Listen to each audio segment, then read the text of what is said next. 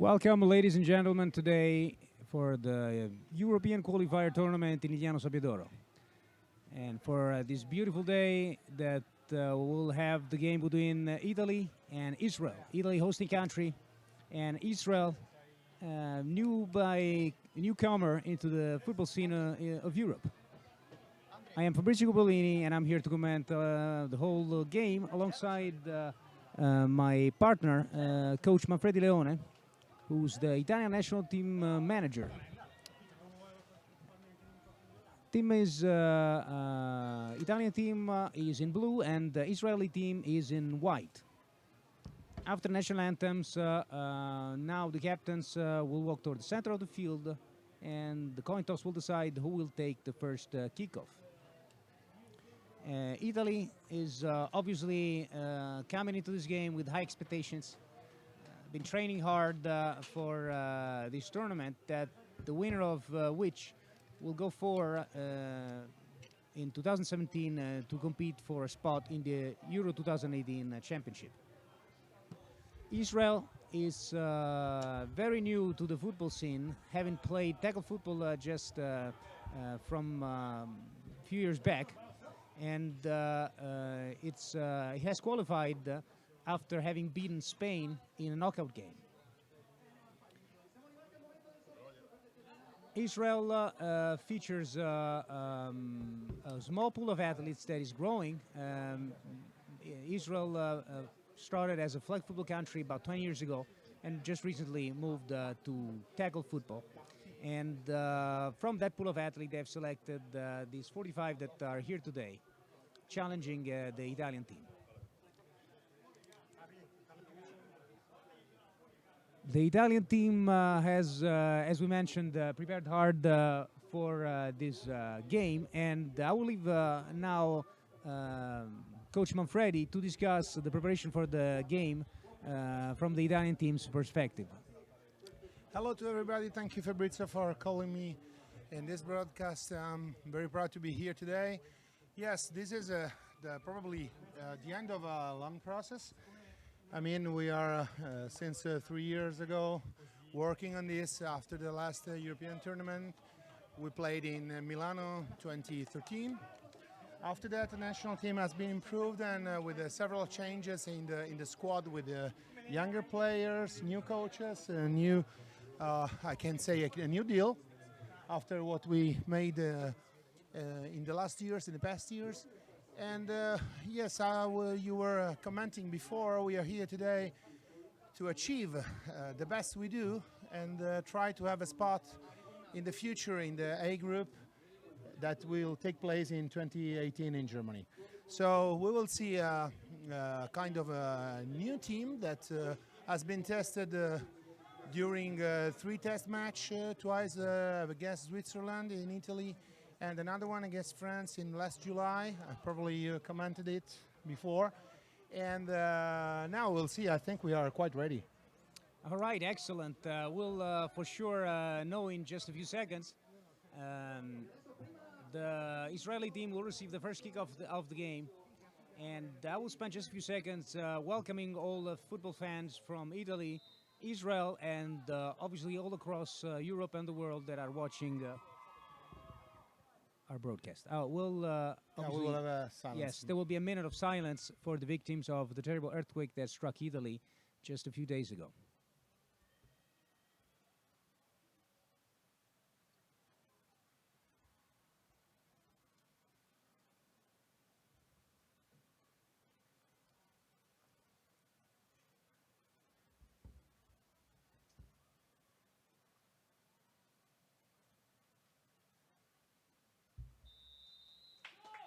Okay, now everybody is ready to roll.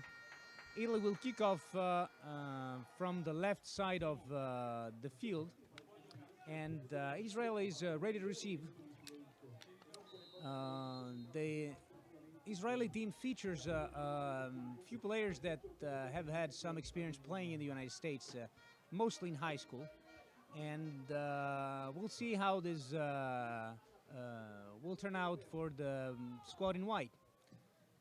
Di Tunisi, the Italian kicker, kicks in. The ball is a squib towards the 10-yard line, and the returner is tackled short of the 30-yard line. Yes, we have not so long return, but good enough to show next offense serious. Probably quarterback will be number 20, Danny Eastman, as they provide us the starting lineup. And the running back will be number 34, Yuval Fenta. Then we will check on the huddle. Who are the Italian players on defense that we need to keep watch? First and 10 for Israel with tight end and 3 receivers. Ball goes to number 34 on the outside, well contained by Italian defense. Yes, we had Rocco Tiello and Ferrari on the tackle. The sideline, Israeli sideline, showing panels to call the next play. It looked like they are going to play with a single back during this drive, isn't it? Yes, most likely. Number 34 is Fenta, and he was the two-time MVP of the Israeli football junior league. Oh, number 20 has broken contain and has got the first down for the Israeli team after a nice run of about 12 yards. Yeah, so we had a rush by Diego Gennaro, Italian defensive lineman, number 98, contained by the tackle from the offensive line. And he allowed the quarterback to roll on the right and gain a first down. Now will be first and 10 from the 30, 40 yards line, Israeli field. Okay, once again, ball in the hands of number 34, who is well met by number 7, Mikiti. Brian Mikiti, for a nice tackle and loss of 2 yards. Obviously, the most dangerous player on the Israeli squad is number 20. How do you think Italy should contain him? Well, I think they must wait a little bit for the rolls and contain the outside as in the rules. Avoid to overstress the pressure, especially on the play side. Now we have a single back shotgun quarterback It's throwing the it's ball. one-on-one pretty much. Matchup on the outside. Italy decides to bring the heat, and it's an incomplete pass. Eastman tried to go for number 11, Jonathan Karan. As we spoke with the Israeli commissioner earlier on, Mr. Friedman, Karan is one of the guys that played some high school ball in the States. And now it's a third and long for Israel, and we'll see what Italy does as far as containing number 20, who's looking to pass. Now he's running inside, looking for space, breaks a tackle, very shifty move, and he's finally brought down by number 99, I think, Giacomo in some defensive end for the Roma Grizzlies. Yes, it is. And we had a couple of missed tackle in midfield, and Israel was in a good position to have another first and 10. As the quarterback ran the ball very well in the middle, he is very, very smart to find the daylight. And another first and 10, a great play by number 20, who's been like the heart and soul of this kind of defense. Oh, number 2 as well, very shifty moves. Yeah, they have changed the backfield. Number 2 is Ariel Hoffman. Hoffman, who played in the States as well for UCF, Central Florida University. And now it's another first down and an offside, most likely by an Italian defender. It looks like maybe number 77, Elia Viviani. Yes, defensive tackle. From the Giants Bolzano. No, it was offensive. No, illegal procedure, I think.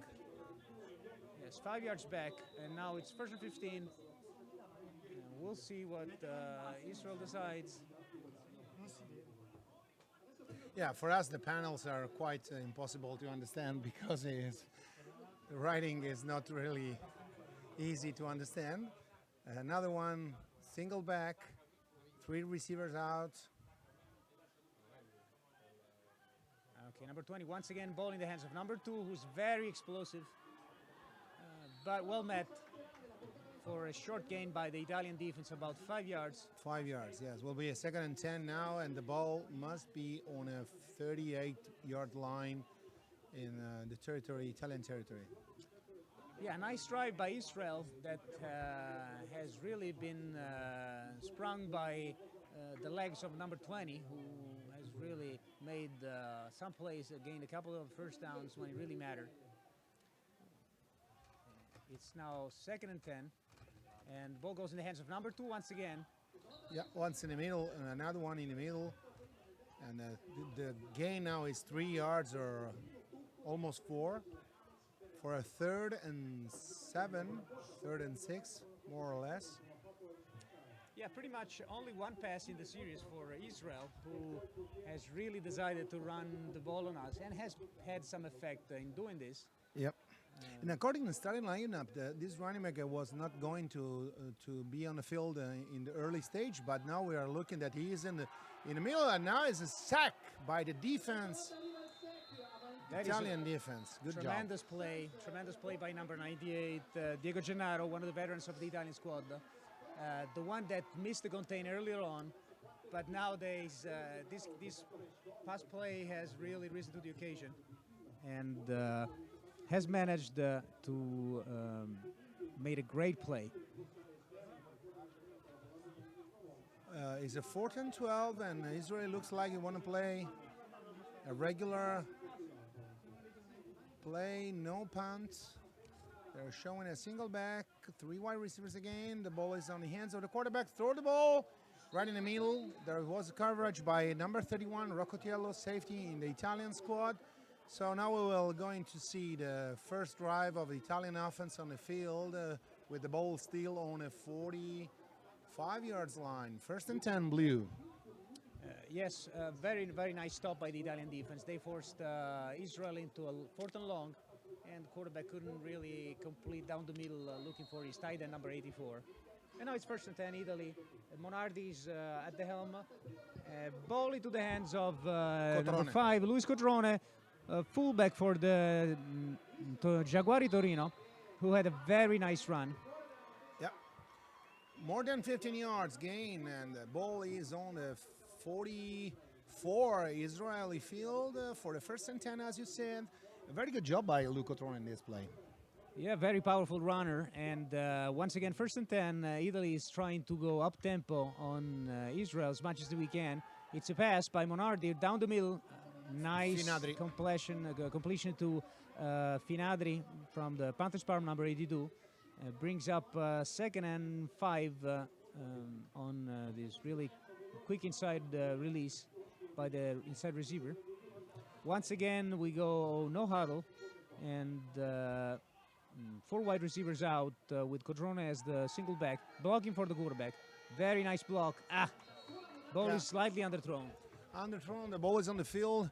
No way to reach this ball for Tommaso Finadri this time, and now you can see Italy is in a huddle offense on the other sideline. Probably you will see on the screen sometimes a couple of coaches wearing stripes in red and white. Israel is now blitzing and manning up everybody. Yep. A nice play by the offensive coordinator called Luis Codrone. Cuts inside, and nice keep, but there's a couple of flags. Yeah, most likely it's a 1st down because the run was very long, but there is a flag in on the back of the runner, so probably an holding. Yes, he's shown a holding on the offense. Very unfortunate. It will bring forth most likely another 3rd down for Italy. Now we'll see where the refs put the ball. Yeah, it's 3rd and long for Italy. Yeah. But a nice play goal nonetheless. Israel decided to bring the pressure, manned up everybody, and Italy decided to go with the speed option for Codrone, who made a nice cut. Very unfortunate, the penalty. Oh. Yeah. We have 3 backs on the field, Codrone, Romano, and Richard Uli that comes up for the first time on this field, and he's running the ball on the left. He goes on the 1st down after the down marker, so not bad. His first appearance in the blue jersey, but another flag is on the field, so we'll see what happens by the official crew. Uh, Number 4, Richard Dooley, was the MVP of the last Italian First Division tournament, a fantastic running back out of Humboldt State. He is now, for the first time on the field, and showed off his great speed and acceleration on the outside. He gained a first down, but unfortunately, there's another holding call, and once again, Italy goes back for another 3rd and long, 3rd and 15. Yes, selection now will be something like for a long distance. Monardi on the pass, so throwing the ball right in the middle.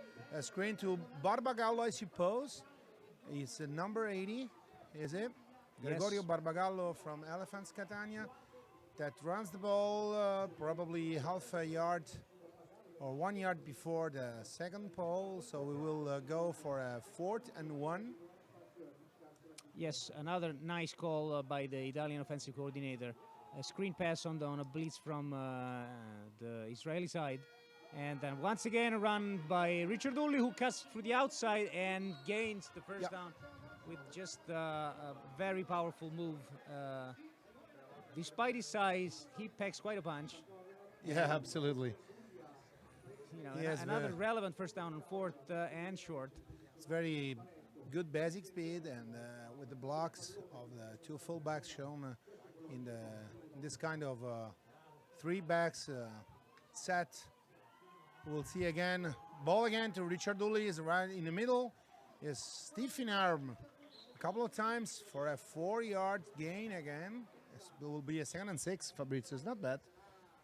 Yes, the running game seems to be working for Italy, who has thrown just a couple of short passes and decided to go with the run. Richard Dooley and Codrone provided a nice 1-2 punch, and this heavy formation is at the moment really producing results. Once again, very basic plays from the line, just basic blocking, and another first down for Richard Dooley. Yeah, probably the Israeli defense is setting a 4-man front, but not completely aware how to stop the blocks coming from the inside on those kind of stretches. Well, you know, Italian offensive line, which we haven't talked about much, but, you know, he's composed of pretty big guys. Oh, yeah, touchdown, touchdown, Marchini on the left, long thrown by Tommaso Monardi, that scores the first 6 points, Team Italy. Michele Marchini, maybe one of the best receivers in Italy, plays for the Ancona Dolphins, connects with Monardi on this long touchdown. Obviously originated by the fact that Italy was running the football very effectively, and that gave time to Monardi to find Marchini in the corner of the end zone for Italy's first score. Gregorio Barbagallo holds to Stefano Di Tunisi on the PAT, Di Tunisi on the kick, and the kick is good. 7 point on the scoreboard now.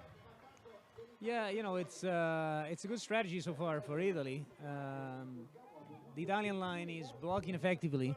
It's composed of mostly veteran players. Number 79, Caroli, played college in the States.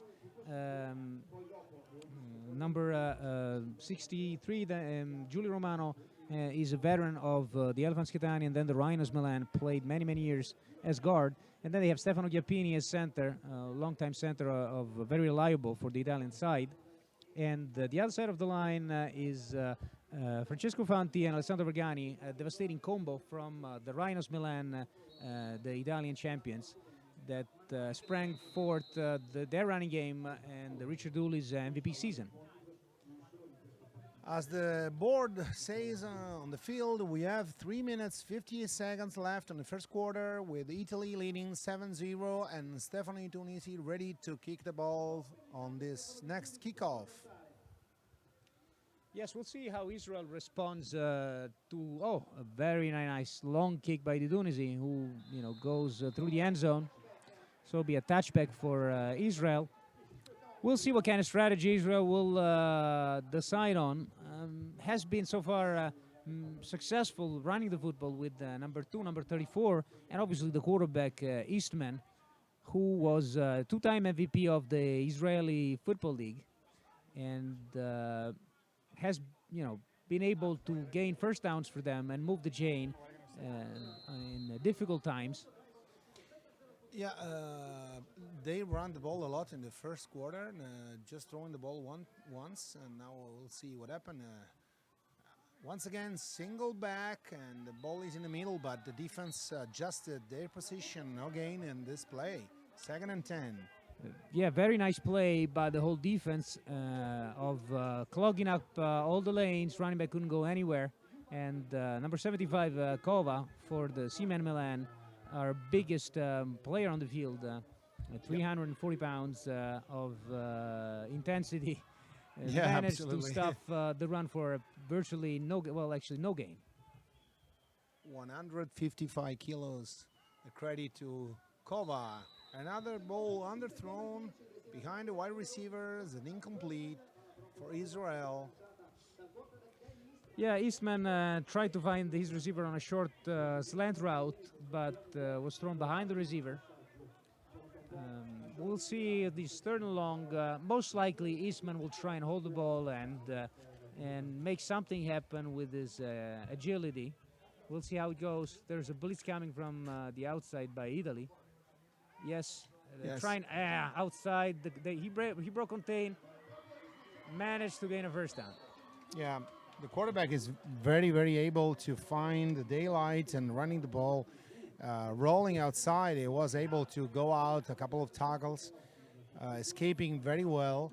So they got a first down. The Israeli team got a first down, and that probably will be one of the weapon the coaching staff by Israel is going to use to move the ball easily.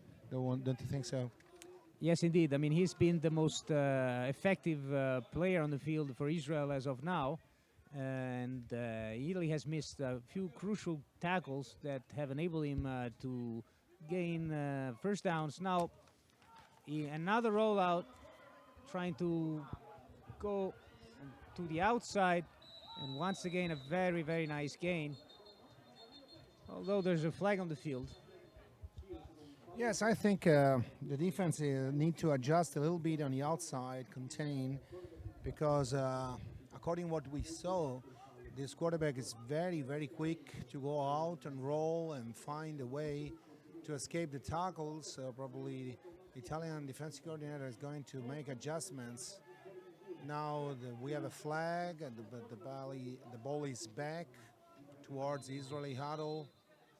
Let's see have you seen the penalty? I have not seen it, but it says first down, so most likely Israel Holding, probably. Yeah, holding, something like that. Another pass on a short out route, very nice tackle by number 24 for Italy, Della Vecchia. Della Vecchia, yes. For the Rhinos Milan, met the receiver beautifully and stuffed him for a very short gain of about 2 yards. Yeah, so we saw the first completion probably. We're waiting to have on our board, on our screen, the live stats. Now 2nd and 9, the ball is on the 35. They run the ball on the left side for 4 yards gain, and the ball and it will be a 3rd and 5 with the ball on the I cannot see the markers. Okay, on the 36 now. Yeah, Israeli field. I like number 34. I mean, he runs very smooth and gained like 4 yards on this inside run. We'll see now this. Once again, the blitz comes, and almost got the quarterback is in trouble, but managed to escape and throw on the run. Unfortunately for Israel, short of the mark. There is another flag on the ground. Yes, there is another flag. A very good work by the defense in placing pressure on the quarterback. Quarterback was able to escape Dave Eastman and throw the ball, try to find the number 2. The running back was in an open position. If he got ball, can be a danger for the defenders in blue jersey. But fortunately for Italy, no completion on the last play and no penalty as the referee shown. So will be a 4th down and 5 on the 35-yard line. So we are now looking at a change of personnel that look like a punt situation. And Israelis show now a tight punt with 3 guys on the shield protecting the punt. Number 11, Jonathan Corran. It's a very long punt, and Nicola Scaramuzza from the Islanders Venezia is the returner for Italy, who just fair catches it, and it's now Italy's offense again on the field. Yes, Nicola, that's one of the best receiver in the Italian championship last year, playing in Torino Jaguari. As he moved from Venice to study in Torino, and has performed as one of the best players in the league and in Torino as well. Okay, we see 4 wide, and once again an option on the outside. Cotrone drops the ball, and Israel seems to have recovered it. Let's see the call by the officials. Yes, first down Israel. The ball is wide after the run. Cotrone probably missed the ball at the very end of the run. And now Israel has a very good position because the ball is on the 22, 23 yards line in the Italy field for a 1st and 10, but there's a whistle blowing. The referee is asking for the ball probably. Very unfortunate. Once again, Italy has decided to go on the ground, and with the speed option, since Israel seems to be favoring the blitz. Unfortunately, Monardi released the ball just as he was going to be hit, and Cotrone couldn't control it. The ball ended up on the ground, and Israel recovered. And we'll see what now the refs will decide. No, it's a first down confirmed First for down, yep. Israel once again. And once again, Italy decides to press and try and contain the Israel's running game. Nice Yes. run by number 2. Very nice run. Anyway, tackled by the defensive line, supported by linebackers, and the ball is now on a 20 yards line for the 2nd and 7. A curiosity about the balls, the team were asked by the officials to decide if they want to play with the tournament balls or their own balls. Once checked. Fake on the run, and Eastman is still on standing and running at the flag right now with the ball rolling on the right side after he was able to escape 3 tackles. Is a very, very mobile quarterback, isn't it? It is. And unfortunately, once again, we see from the Italian defense a kind of shaky tackling. They missed him 3 times in the backfield for what would have been a sack and also yards for Israel. Eastman definitely is a very, very shifty player, but the Italian defenders have to do a better job of really putting him into the ground, because they are scheme-wise put in a situation where they can really do that. There's another penalty on the ground. Yep. Probably a face mask on the ball carrier, because I saw a flag thrown on the point, on the spot where the players felt last position.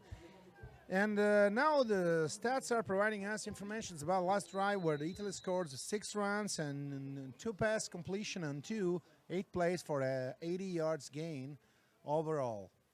Let's see 2 back sets for Israel. Once again, they go ISO, inside run with the fullback blocking by number 2 for a very limited gain. Yep. Italy has to defend now deep inside his own territory. 2nd and long coming up for Israel, who now goes single back with double tight end on the field. We'll see if it's a pass. It's definitely a pass. Definitely a pass. Looking to throw it inside. And it's An picked off by interception. Brian Mikiti. Brian Mikiti, interception in the middle. Brian was able to recover the ball after a touch in the middle. I can't see who was to touch the ball, probably a linebacker. And Brian was able to recover the ball for an interception that escaped Italy from a very bad situation, a position field was so close to touchdown for Israel. So we will have another first and 10 with the blue guys on the field. Now we will Yeah. quarter over. Yeah, that's what you want to see out of an Italian defense that had been suffering some. Nice turnover, deflection, and then interception by Bram Mikiri, the safety, who came from Schwäbisch Hall, GFL 1 team, one of the best teams in Europe. Yep. And he provided a nice spark to the defense and negated any points on the board for Israel. And now it's Italy's ball on the 12-yard line, on the 9-yard line, so deep inside on Italian territory. We'll see what the coaching staff will decide. Most likely, I see Cotrone back in the field, so they're going to be one back set with Cotrone as the fullback. No, actually, Richard Dooley as well is on the field. Yeah, Ricciardino Controne, and there is Bonanno and Marchini as wide receivers. I cannot see to say if we have any other. Yeah, we've decided. end. Yeah, we've decided to go once again with diamond formation, so two fullbacks and a single back. Richard Dooley as the back, and we'll see. Once again, ball in Richard Dooley's hands. Nice job by the defense. Nice job by defense. Even Richard Dooley was trying to go around the left guard, but no way to block the defensive tackles. They were able to seal the gap, and no gain in this play, or a very short one. Will be a 2nd and 9, and the ball on the 10-yard line. Once again, ball goes to Richard Dooley, who is stuffed for a very limited gain. Yeah, I would like to apologize with our listeners, because sometimes we are not very sure what kind of position we have on the field, but we are against the sun, and sometimes but the painter on the field is not very clear to see, so the markings are not completely understandable, and we are trying to do our best to comment the game. Okay, once again, it's a press coverage from Israel, and ball is once again in the hands of Luis Cotrone, who rumbles forward very close to the first down, but I don't think it's enough. No, it's a short one. So punt is on the field. Last play was trips right to attract the defense, the Israeli defense on that side, and to make freeway for the left on the left for Cotrone, but unfortunately the running back was able to gain the first down, so we will assist at the first punt by the Italian team in this game. I have to say that I've been very positively impressed by Israeli defense. They've played very well, tackled very well, and so far, I didn't thought that they would fare so well against an Italian offensive line that packs quite a punch. We'll see now. Italy's about to punt, and Israel offense once again takes the field. We'll see, because they have been able to move the football around, and I'm sure that number 20 will keep on providing some spark to the offense, and I'm sure that until Italy finds some remedy, he'll be able to stress the blue team defense once again. Now that Israel will get the ball back. Yes, I agree with your comment about Israeli defense. Now we are assisting Italian punt. Stefano Tunisi is a fake.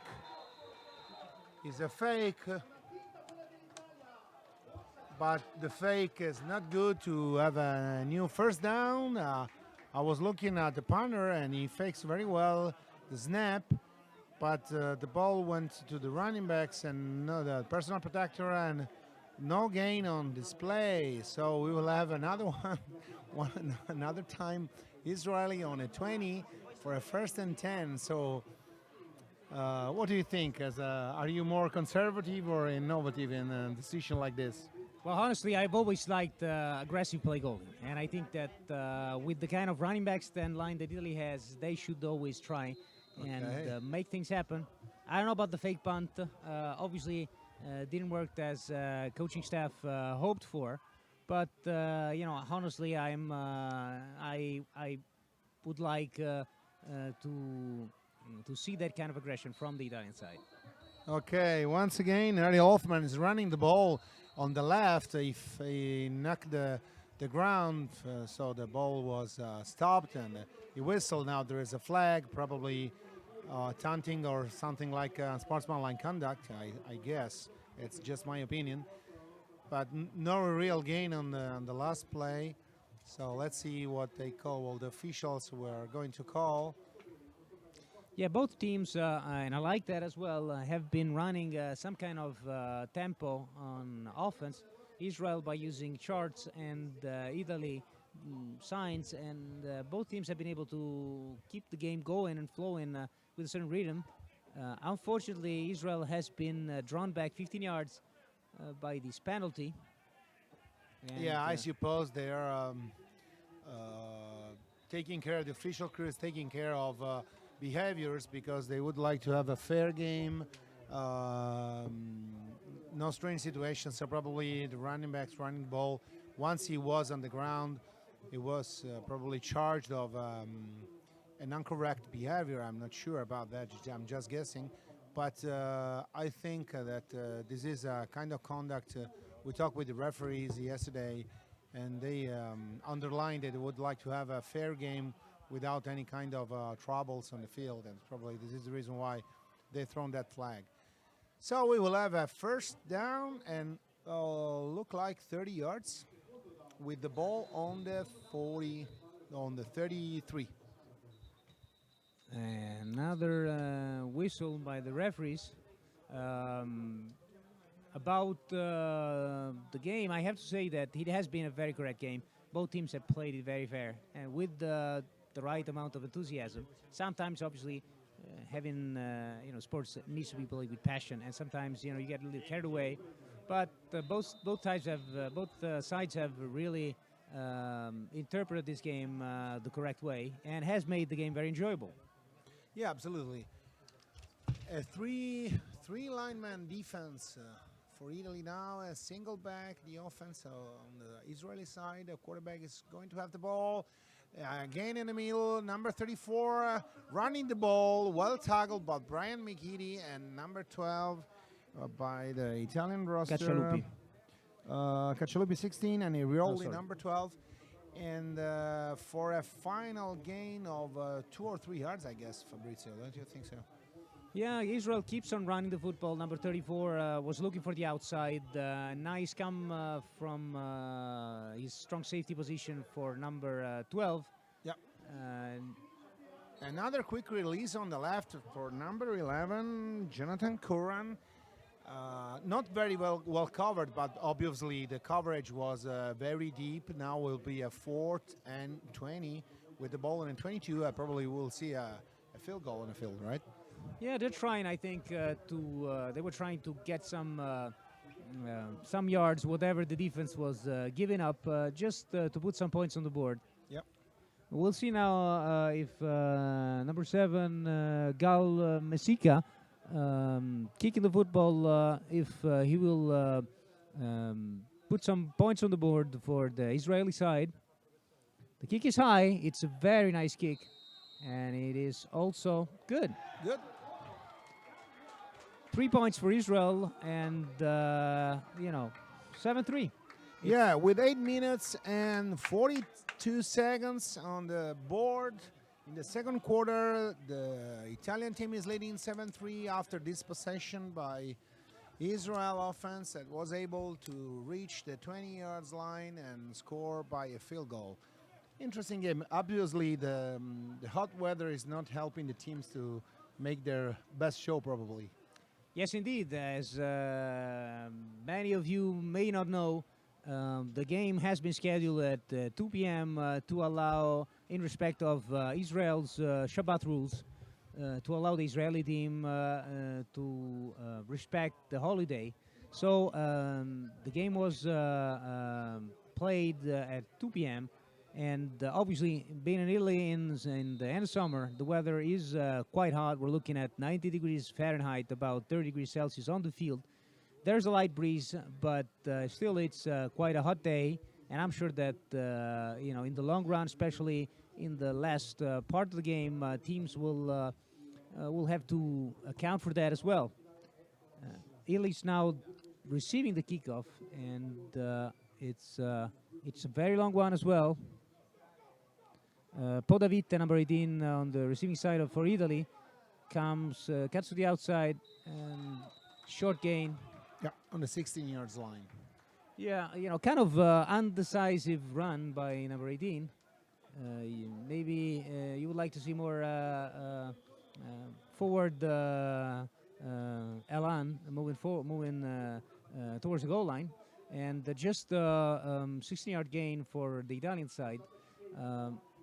Once again, Italy starts deep in their own territory. First and 10, the ball on the 15. Yeah, there's Tommaso Monardi, quarterback on the field now, but it's a flag. Yes, we'll see what the referees will decide. No, there is no flag No flag. on the play. There's a new running back for Italy, number 34, Di Giorgio from the Barbari Roma Nord. One of the sensations of Italy's second division in recent years. And Israel once again decides to blitz a lot. Ball is underthrown for complete. Marchini. Yeah, going back to Barbari Roma Nord, they played last second division final ball this year, unfortunately losing by the well-equipped UTA Angels and Titans team by Forlì Pesaro. But Giorgio is a very good running back, one of the best probably in Italy. Underthrown again, the ball by Tommaso Monardi on the right side for Finadri. The ball dropped on the field, so an incomplete for a third down and 10. Not very precise, Tommaso, in the last two passes. Yeah, and that can be an issue. Israel blitzes a lot, brings at least 6 people every down, and Italy has decided to counter that with screen game, but we have not been able to send the football into the hands of the receivers we got. Oh, good.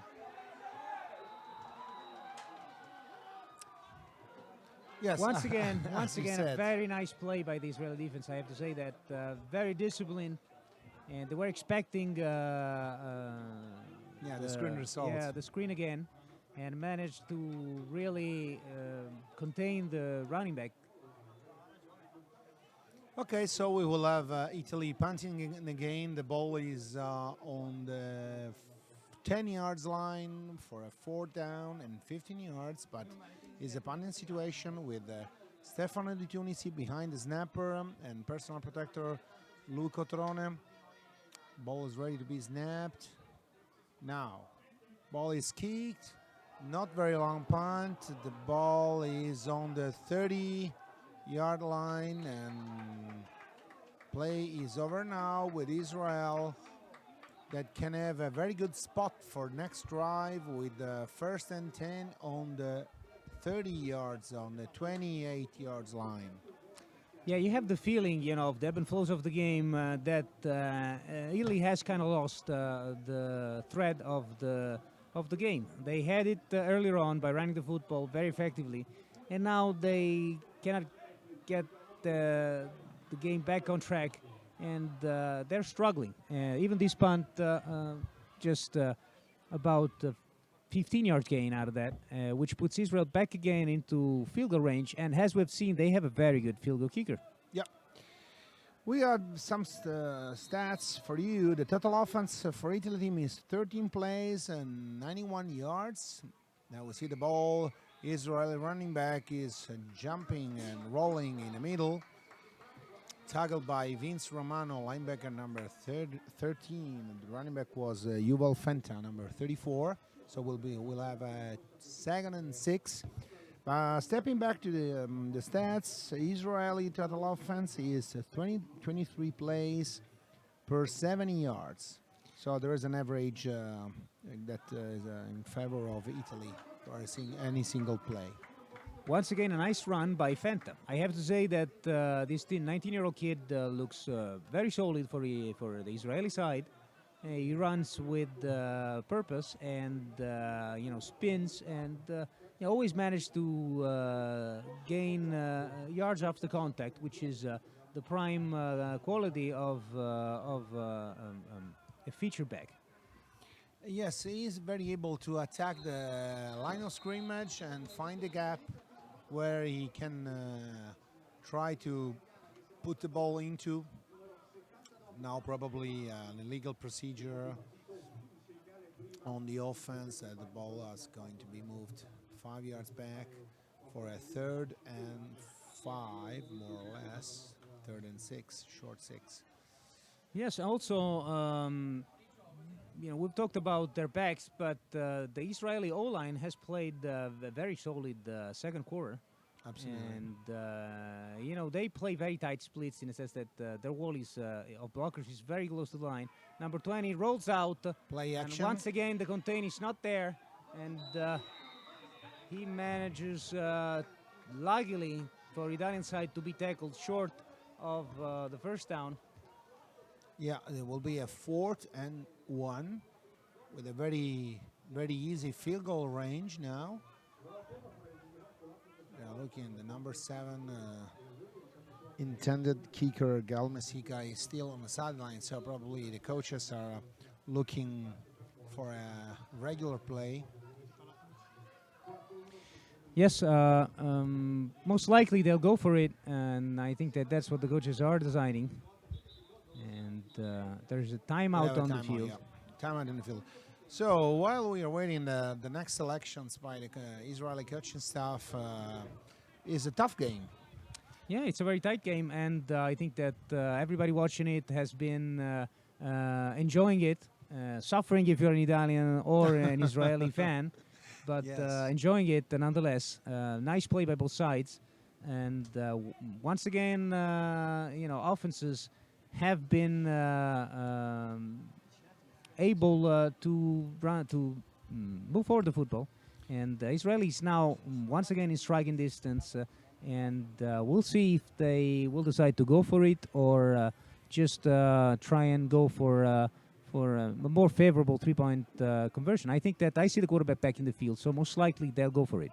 Yeah, most likely is a defense game actually, because Italy offense is moving the ball by air. Even Ricciardulli and Cotrone were able to gain some yards on the field running the ball, and now Israel is much concerned to run the ball with the quarterback, so to have selections throw or run the ball. Now let's see a single back. Dave Eastman once again behind the center for the snap. Now the ball arrives, fake. He runs in the middle. Let's see if they got the first down. The referees are right on the line, so probably we'll have a measurement on the field just to check. Italian players say no way, and probably they are right. Officials are showing first down blue, so the defense was able to contain this situation, and good for the Italians. And now they will have a 1st and 10 with the ball on the 16 yards line. Yeah, a very nice play by the defense on the side of Kova, the big Seaman lineman. They stuffed the blocks from the Israeli line and were able to hold the shifty quarterback, number 20, to just a 1-yard gain, giving the Italian side once again a first down. And there's a new Italian quarterback on the field. Luke Teradka, number 3, on the field. He runs the ball for an option to Cotrone, and Cotrone is pumping a little bit on the right side to have new gains, and ending with a 3 yards more or less for a 2nd and 7. Yes, Luke Teradka is our, let me say, second quarterback. And he played on Dolphins Ancona last year. This year is champion in Czech Republic with Black Panthers Prague. Trips left now. Luke on the throw. The ball is thrown to Marchini. Catch the ball. on the 50, on the 45-yard line. First down, long first down for Italy. Yeah, very, very nice call. And they went on the weak side of the Israeli defense, coming up with the trip formation, and the Israeli didn't counter very well. And that gave Marchini the opportunity to free himself behind the defender for a long completion. Nice ball thrown by Zaraka, nice read. And also nice protection by the O-line that allowed him to throw the deep ball. Yeah, once again, trips on the right for Italy. And all the players are looking on the sideline. I don't know if our camera is able to catch the coaches in red and white stripes that are making signals just to describe the way Italy decide to manage the calls in the offensive drives. Luke Zaratka once again behind Stefano Chiappini. The ball is now ready. Option to Luca Cotrone. Cotrone runs. First down now. Is on the right sideline.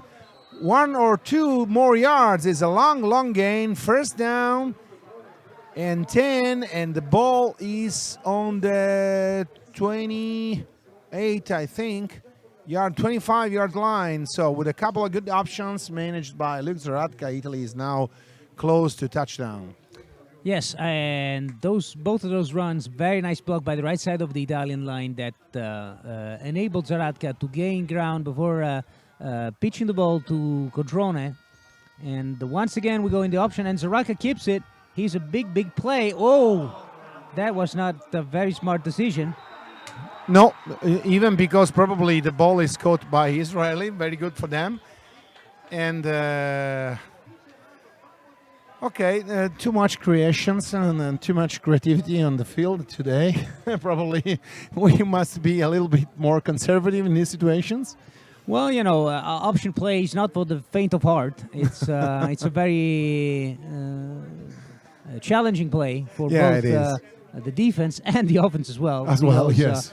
Sometimes when your focus slacks a bit, you may end up making these kind of mistakes. Obviously, quarterback's first duty should be to protect the football. Yeah. And Zaratka didn't do such a great job of doing that. He needs really to make better decisions also because, it was deep into scoring territory. Yes, it's 3 minutes, 59 seconds now on the clock in the second quarter. The ball is run on the left by someone. I missed the ball carrier, honestly. And Israeli had another opportunity to move the ball towards the goal line, but there's a flag on the field behind the O-line, so thrown by the referee, so probably will be charging and holding on something like that. Well, looks like a block in the back, yes. Number 12, Erioldi, from the safety position, came flying to tackle the outside run, but he was blocked behind the back by number 80 of the Israeli side and Cameron Simmons, and that resulted in a penalty that brought Israel back 15 yards for first and 25. Yes, lucky the Italian team in this situation will be a first and 20. First and 20, yes. And, it's a shame that they missed the ball, they fumbled the ball in the last possession because was an opportunity. Nice run and good catch now for Israel right in the middle of the field. Well covered by the defense. But there is a gain, a long gain, 12 yards probably, almost, and another flag on the field. Yeah, the referees blew the whistle, and most likely the ball came loose after that. People dove on it, and eventually a flag resulted from that scuffle. We'll see what the result is. Very nice throw in the middle of the field, intermediate curl by the inside receiver, number 11. Jonathan Curran, once again. And he made a nice 14-yard gain, and we'll see what comes out of that as well from the penalty. Unsportsmanlike, yes. On the Israeli side, 15 yards back then for the special fall. Unfortunate for the white side, brings them back. Yeah, something happened in the middle after the tackle, probably. Yes, I believe Some that. punching or pushing. Yeah, or well, the refs blew the whistle, then the players kept fighting for the football. Yes, we saw a fumble, but after the whistle, so everything was completely stopped. But this is part of the game, you know. And, yes, indeed. 2nd and 20 now, and the ball is still on a 22 yards line in the Israeli territory with a single back, and Davisman asking for the ball from the center. Now snapped. Once again, yes, he rolls to the outside, wants to throw towards Island once again to number 11 for like a 10-yard gain, which brings a 3rd and 10 on the field. Once again, Eastman is able to break contain, roll to the outside, and find an open receiver. Jonathan Curran running a kind of drag outside and writing his name in the stats of this game. Now we'll ask about stats by our statistics team that is working on the field and stands to provide informations. Yes, I would like also to highlight the great organizational effort by the Italian Federation and also football, which is the event partner of the Italian Federation, that have made this event a very nice setup. And once again, it's a 3rd and long. He tries to run and throws it in the middle for a nice first completion down. To number 84. This time is number 84, David Abel. I hope our pronunciation is good enough to describe names. We apologize if we miss some detail in this. And very good first down. And 2 minutes and 19 seconds, and the clock is running on the 2nd quarter. Yes, I have to say that the MVP for the first half of the game is definitely number 20 for the Israeli side. He's been able to move the football very effectively and consistently. Once again, ball goes to number 2 for a very basic inside run, a dive that once again nets 4 yards of gain. Yeah, he picks up the gap between guard and tackle on the right side, escaping a tackle. Now sudden changes on the defense. There's a flag on the field, and the ball is a long one. And the Israeli wide receiver made a miracle, escaping the coverage of Brian Mikiri. It was the ball was thrown over the defenders, and there is a score, but we have a couple of flag on the field. So now we'll see what the result is. Probably the play is affected by an illegal change. No, it's a touchdown because the penalty was against Italy because of an illegal change in the defense while they were setting the ball. There were more than 11 players on the field. So very good job by the quarterback and the wide receiver, number 11, Jonathan Curran, scoring a touchdown for Israel. Now is leading 9-7 in this second part of the second quarter. 1 minute 42 seconds left on the clock. PAT. Yes, we had just finished praising number 20, and he comes up with the big play that puts Israel on top. And the score now makes it 10-7. Once again, profiting from very ill-advised substitution by the Italian defense, who decided to switch personnel right in the middle of a 2-minute drill for the Israeli offense. And now Israel is up by 3. Up by 3, yes. So, one field goal difference now between the two teams on the field. Blue jersey and white pants, Italy, and the opposite, white jersey and blue pants, Israel. Yeah, and we, unfortunately, for the Italian side, foresaw this when in the second quarter, Italian plays started slacking, and Israel kept quality of play really always high throughout this first half of the game. And now we'll see this 2-minute drill on the Italian side with 1:42 left, how they will perform. Absolutely. Good kick, catched by Tommaso Finadri, I think. Yes. On the left side of the kickoff return, very good job. The ball is on the 37, 38 yard line. Italian team, very good return by number 82, Tommaso Finadri, wide receiver from Panthers Parma. We have 1 minute 34 seconds left on the clock in the second quarterback with Israel surprisingly leading the game 10-7, and the Italian team now with the charge to try to tie or overcome the score in this minute and 34 seconds left on the clock. Let's see what happened. Yes. One back on the field, Richard Dooley, number 4. Yes, indeed, and I have to say, number 2 on the Italian side, safety Alex Ferrari made a huge block on this return that sprang the gain by the Italian returner, and now it's up to the offense to show what they can do with less than 2 minutes left in the game. It's a quick pass for Richard Dooley on the outside. It's a screen. Yep. First down, Richard Dooley in motion on the right. The ball thrown to him by Luke Zaratka, number 3 quarterback, with a huge protection by 3 wide receivers, a kind of screen, let me say. Yeah, very nice screen, and the throw wasn't really perfect. It was low A and little bit kind low. of fast, but Richard Dooley made it happen. Yeah, good effort We'll by see. Nick. We'll see once again. Nice block, nice Nice throw. timing. The ball, Oh, perfect. the ball is incomplete. Unfortunately, this long pass to Michele Marchini, number 88, is incomplete. So we will have a 3rd and 10. Was a long route on the left. Yeah, Italy has decided to go deep on number 88. And for a moment, 88 was open behind the receiver, but the ball was underthrown, and the receiver was able to make the play on the ball.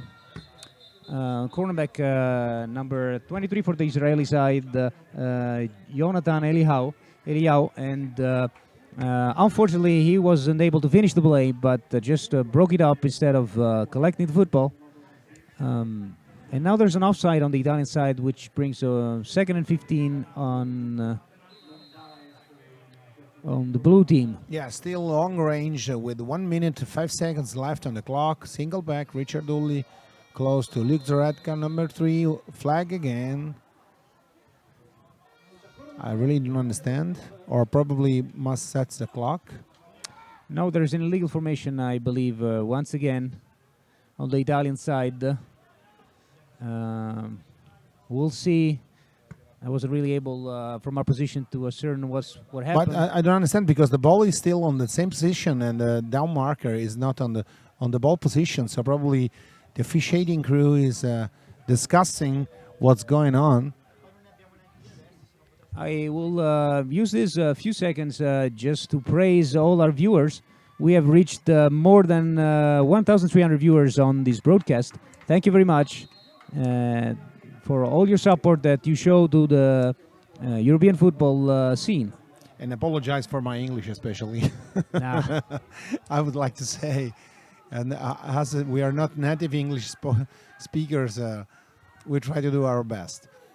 Trips left now, the Italian offense showing on the field with a single back. Luke Zaratka is asking the ball by the center, Chiappini.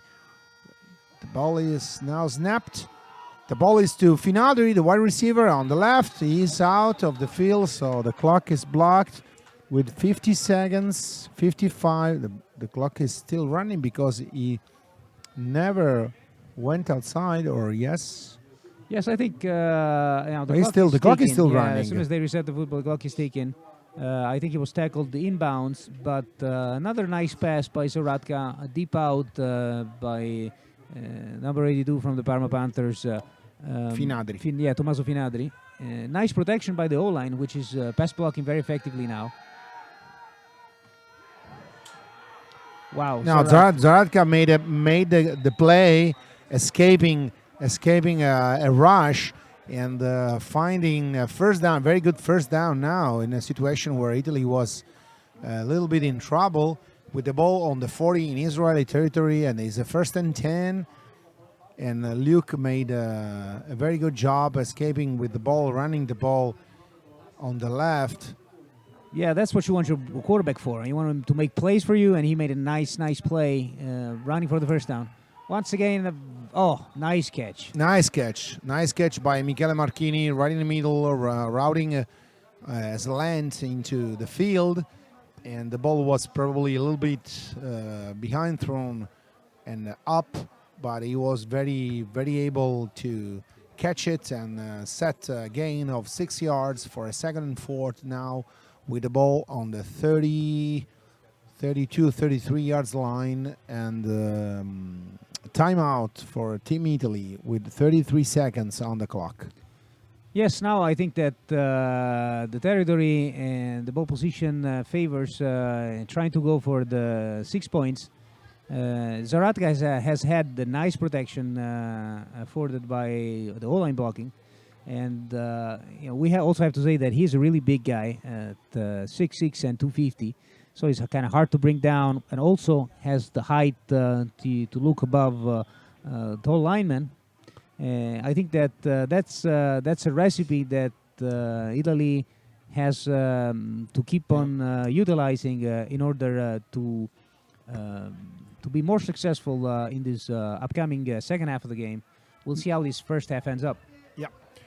Once again, single back on the Italian backfield. Luke Zaratka, quarterback position, and Nick Ricciardulli, halfback, trips right. Not very deep coverage for the defensive backs, and Nicolas Ricciardulli is running the ball. He's running the ball on the right, and he's scoring a touchdown right now. Very good job. I don't understand what the officials are calling. There's a flag on the field. Yeah, most likely it's a block in the back by number 83, Tommaso Pozzebon of the Lazio Marines. He came in motion, and I haven't seen it clearly. The refs may have judged this block illegal, and unfortunately, because Ricciardulli made a nice run on the outside, and he showed what he's capable of by zipping into the end zone. We'll see now what the ref's decision will be. Yeah, the ball is back. The time clocks left 23 seconds, as shown on the clock. I cannot really judge ball positioning. It's like 2nd down and 7. Yeah. But anyways, it's a 4-wide set for Italy.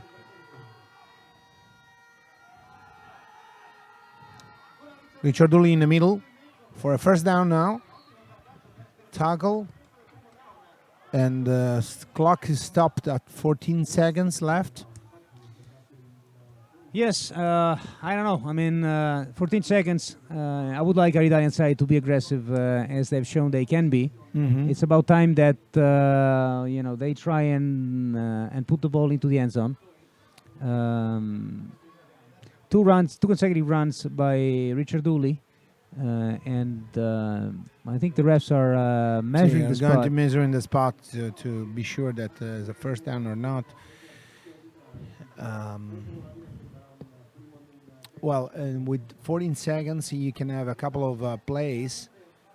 Say it's a first down, Italy, actually. So the ball will be on the spot with a first down. That probably with the kind of offense Italy is running, there are a couple of opportunities to score.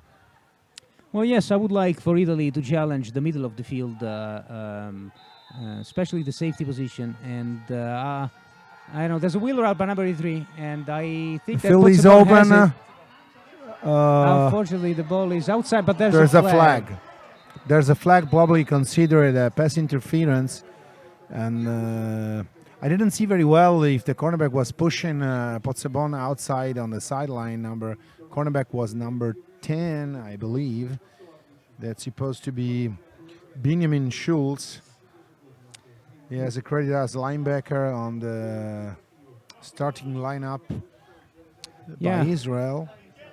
A nice call by the Italian offense, a wheel route by the inside-most receiver that released him on the sideline. Ball was slightly thrown outside of the field, and I don't know about ref's decision. We'll see. Yes, pass interference on the defense. Yes, so it's another first down for a 15-yard gain for the Italian side. Just 5 seconds on the clock. I don't know if the Italian will decide to go for it or try and put a field goal. Oh, I think they are going to go for it.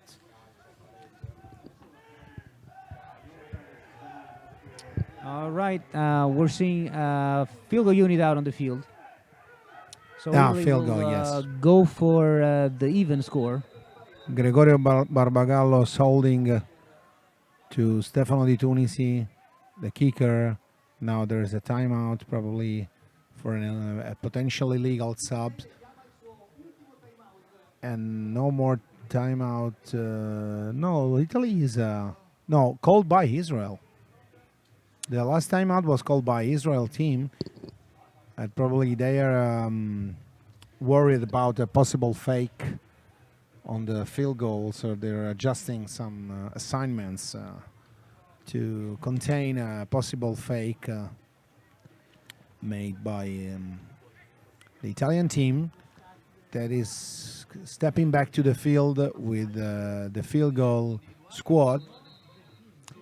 Well, it has been a very nice first half. I have to say that turnovers, beautiful runs and passes, highlighted by, I would say, number 20's offensive prowess. He's been a thorn in the Italian side throughout the first half and has managed to keep the Israeli side in the game and on top of the game currently. Yes. Awaiting this field goal by Di Tunisi. Yes, absolutely all right. Di Tunisi ready to kick the ball. Gregorio Barbagallo, the holder, shows his hands. The ball is snapped on the ground, kicked, and the kick looked like good. So we have a tie. We have a tie with some complaining by the Israeli players, number 23 especially, but officials say the kick is good, and we are going to rest now because there's no time left on the clock, or 1 second. So probably we will have a kickoff. And the score is surprisingly 10-10. A very tight game with very hot weather. Yes, indeed. I have to say that I didn't expect such a performance by the Israeli side. We have stated before their newbie status amongst European football, and they have managed to play very well, very disciplined. It shows the work that the Israeli Federation has done in this sense, especially in this past spring and summer, bringing over a coach from the States who was a three-time state champion of state of Alabama, Eric Cohu, and as an offensive coordinator and general consultant for the federation. And it showed. I mean, they play very disciplined football. And I think that talent-wise, Italy is superior to the Israeli side, but hasn't been able really to overcome Israel's well-placed strategies. Once again, Jonathan Caron running the football after the reception of this kickoff in the kickoff return. Not very well protected by his teammates, but the time is over. And now it's halftime. What do you think, Fabrizio, we must expect for the second half? Well, it's going to be a nice game. I expect, once again, Israeli employing the same strategies that have been effective in the first half. So pretty much feeding the quarterback and make him do things. I mean, he's been very capable of gaining yards on the ground or throwing from improvised situations. And Italy has not been able to contain him. On the Italian side, I think that their main goal is to try and ascertain what worked out, and because over the course of the first half, some things worked, then they went away from, and then some other things worked, but then not so well. So they haven't really been able to establish some kind of offensive identity throughout the first half, and Obviously, that has been highlighted by the change of quarterback middle of first half. We'll see if the Italian side will be able to straighten out a more effective strategy, and especially on defense, they need to find a way to keep number 20 inside the tackles and make sure that he does not improvise for the Israeli side. Yes, I think Italy must probably work a little bit on its personnel, changing some players or skill players to make them all possible to rest and recover with this hot weather. Today we are suffering in the shadow, so I can imagine what's on the field for both teams now.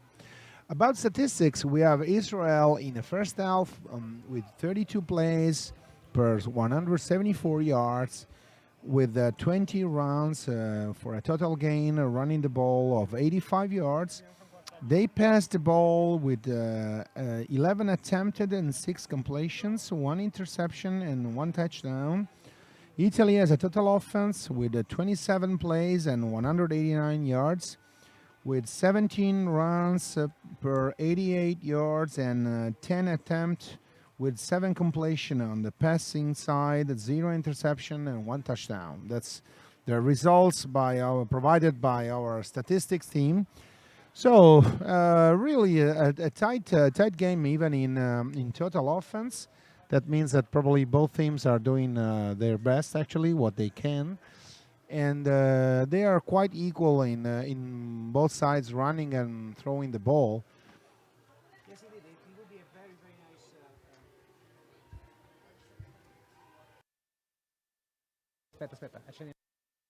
nice. Sorry. Once again, I believe the second half will be a very interesting game. We're about to go on hold now for about 10 minutes, and we'll be back for the second half of this very challenging game.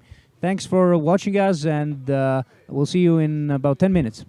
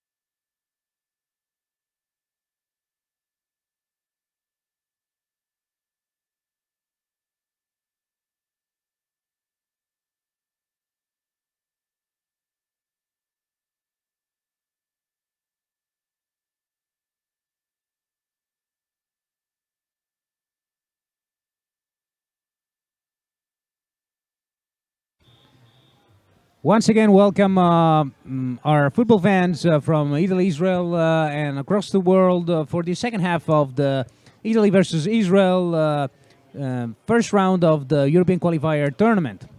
I'm here from Lignano Sabbiadoro alongside coach Manfredi Leone Hello. to comment this game and see this second half unfold. 10-10 the score with both sides battling hard for the supremacy into this game.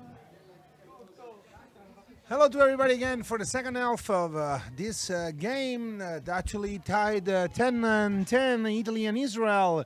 Podavit catch the ball for a kickoff return on the left side of his special team, trying to escape a tackle, blow the whistle, the referees, and the ball is on a 25 yards line actually. Yes, once again, Podavit on the return, and he this time he managed to gain 25 yards, but still, honestly, not that kind of burst. You would expect out of a returner. Still, Italy starting from deep into their own territory. Once again, same formation that they started the game with Luca Trone as the fullback, number 5, and Zaradka as the quarterback. Inside run by Cotrone. Yes, Luca Trone ran the ball in as an off tackle on the right side of his offensive lineman. Italy was shown a trips right for a gain of 4 yards. Louis is giving everything he has. Actually, the kid is really proud to play for their ancestry, the Italian national football team.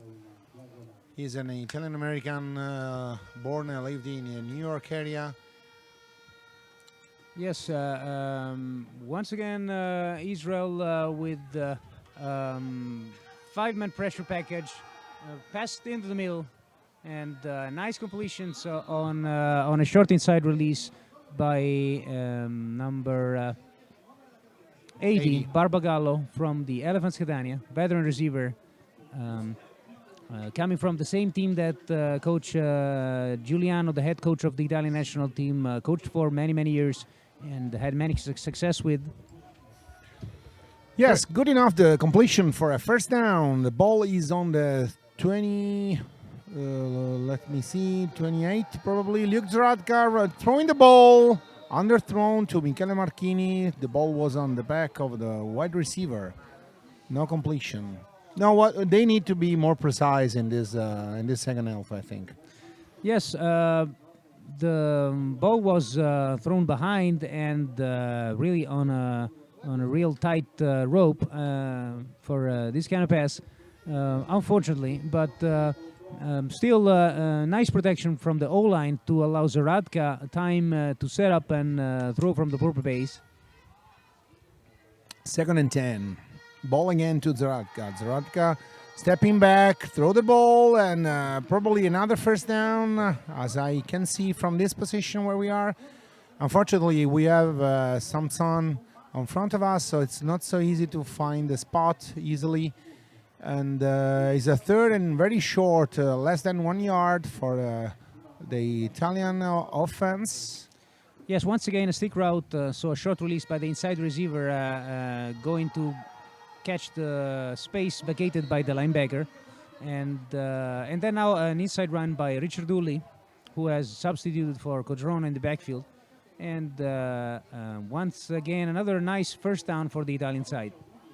Yeah, Nicolas Ricciardulli, we can underline that as the MVP of the last Italian final bowl of the IFL League, played in July with the Rhinos Milano. His team in Italy. Ricciardulli catch a spot, find the daylight, is running and stiff arm with against the defensive backs. Is running onto to the 5-yard line with a very nice run. Very good job by the Italian running back. Yes, indeed. And running backs such as Richard Dooley only gets better with the carries. So, the more you feed the football to these guys, the better they get. And obviously, the more the defense will suffer. This has shown once again in this occasion where Richard Dooley found a crease and then cut back several times to bring Italy deep inside the red zone territory. Once again, it's a pass by Zaradka, finding time, throwing deep into the end zone for a nice completion and touchdown. Once again, Touchdown! Gregorio Barbagallo once again from the inside receiver position. So I knew Italy can step up to the field for this start in the second half. They look like to have talked about how to manage the second half, and in two sets, 5 or 6 plays, they were able to score a touchdown, leading the game 16-10 actually, before the point after touchdown is going to be kicked by Stefano Tunisi, number 84. Yes, they came up with some adjustments, throwing the underneath routes very successfully, and then feeding the football to their best player on offense, number 4, Richard Dooley. And the recipe worked for this first drive. They really needed it to bolster their confidence that was shaken by kind of a iffy performance on the first half.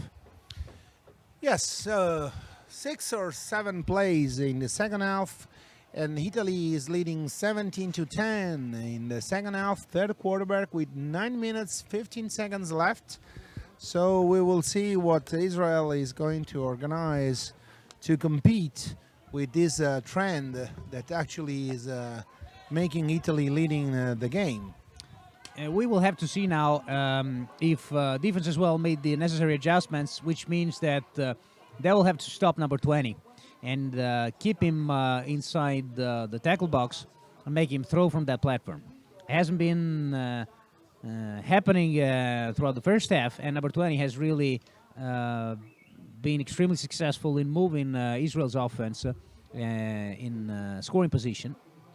Yes, containing on the sides, on both sides of the box, is the key of this second half for Italy to try to stop quarterback performances. The ball has been kicked and goes definitely and straight out. This is a violation of the rules, so we will have another kickoff 5 yards back from the point, from the last spot.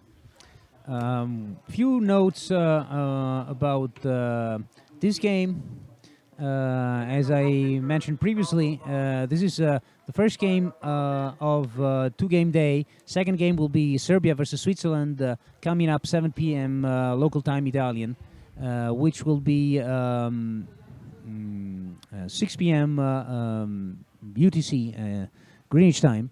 And second game, winner of the first and the second game will face each other in the final on Sunday, while third and fourth place will battle it out always Sunday, but at the earlier game. 3 p.m. Yes, 3 p.m. game. Stefano Tunisi once again is going to kick the ball for this kickoff. Special teams ready.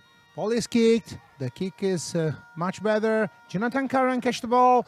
Is on the goal line, on the 5th, on the 10 yards line, escaping the tackles, but the special teams, the Italian special team now made the work much better, impeding the returner to gain more yards. So we will have a first down and 10 for the white jerseys, Israel team, and the ball is going to be placed on the 13 yards line.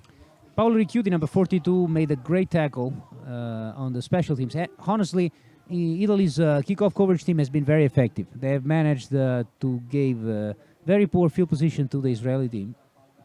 And now we'll see if the defense is able to do the same with the Israeli offense finally containing the Eastman-led squad. Yeah, Gennaro Cacciolato and Bernardoni, the D-line. I saw also, I think, Insom, number 99. Yeah, something has changed. We've gone to a four-man front Yeah. to try and be more effective versus... Blitz shown by Mikitti, sorry, Fabrizio, and running back Eastman, I think, I suppose. No, that no. is the number 2. Number 2, sorry. No, it's number 34 once again. The youngest, I think, Yeah, starter on the right. field as of now. Number 34, Yuval Fenta. Yes, yes. Once again, very effective run for a 6-yard gain. He cut started as an outside toss and then cut inside for a nice chunk of yards. Yep. Second and 4, but this time stuffed well short. Great play, great penetration by number 44 Bernardoni, Italy's best D lineman from Panthers Parma. Great penetration and very strong push, made the play happen for 1 yard loss, which brings a 3rd and 5 for the Israeli squad. Yeah, good tackle for loss. 4 men front on the D line, actually. 2 backs on the backfield. The ball is still on the hands of the quarterback. Throwing the ball right in the middle. Good catch, number 84. As a recover by number 47, I think, must be Andrea Benoni. If I'm not wrong, yes, I'm right. Very, very good catch by the wide receiver. The quarterback was able to find a good area, really uncovered at that time for a new first down. And the ball is on the 48 on the Italian territory with Israel that goes over the 50 yards line in this second half. Once again, the Italian defense let the quarterback slip out of the tackle box, and that enabled him to buy his time and find number 84 right in the middle of the Italian defense, David Abel. Another nice catch, and he was finally caught from behind by Benoni, one of Italy's most accomplished linebackers, number 47. Ooh. Yeah, the ball is on pitch down number 2, Ariel Hoffman, that runs a toss on the left side for a new first down. The guy is very, very fast, and probably Italian defense now is suffering a little bit in trying to cover him and containing him into the inside. Yes, indeed. The running game has always been very effective for Israel. And number 2 and number 34 have alternated carries for nice gains. And now this is a first down into Italian territory. This time the dive is not really effective. Probably just 1 yard gain. Yeah, number 98 Diego Gennaro penetrated the line and stopped the whole thing. Oh. Once again, Italy has been caught substituting. It's hard to substitute against a tempo offense like this. You know, as you've noticed, Israel's offense pretty much hardly ever substitutes players. That means that the quarterback can start the action anytime, and that forces the defense, obviously, to not substitute as well, because otherwise they'll be like in this instance offsides with 12 men on the field, not offsides, but 12 men on the field, which is a 5 yard gain for Israel. Yes, according to what we saw on the single video we have of Israel, this team has grown a lot according to the last informations and the game they played versus Spain. And absolutely right, and I agree with you about disciplines, the way they do things, and it's a very well trained team that now is trying to do its best to compete with in this game. And the ball now is on the on the 30 yards line for a 3rd and 3.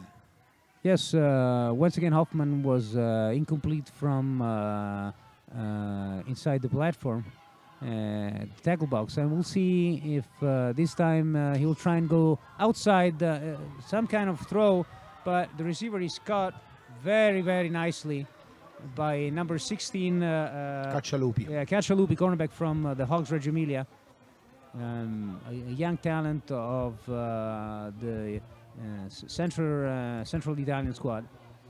Nice tackle, stopping number 88, the inside receiver for Israel, Gideon Wright. Brings up 4th down, and this is 40-ish yard field goal, which from what we have seen is perfectly in the leg of number 7, Gal Messica. We'll see. There's a nice penetration by the Italian line. Kick is short. Short and out. Kick is short, and No points on the No score. points. Italy once again manages to stem Israel's efforts. Okay, now we will have Italy again on the offense on the field with the ball on the 30 for a first and 10. We have some stats from the Italian offense. The quarterback Zaradka that came up on the field in the second quarter has actually 9 attempted and passing with 7 completion, 1 touchdown. Ricciardoli 11 rush per 86 yards. Barbagallo 4 receptions per 37 yards, 1 touchdown. And Marchini 3 receptions per 65 yards, 1 touchdown. Single back. Yes, once again a short set for Zaradka, and a nice completion Scaramuzza. to Scaramuzza. Yes, short comeback, which is worth 6 yards. Once again, also good protection from the O-line, which is playing definitely better in the second half of the game. RPO, so run pass option for Zaradka, who decides instead of handing it off to Cotrone to throw it short to number 83, Tommaso Pozzebon from the Lazio Marines, who made a diving catch, and it's the refs are going to measure, I believe. I think so. No, it's a third and very short for the Italian side. 13 inches.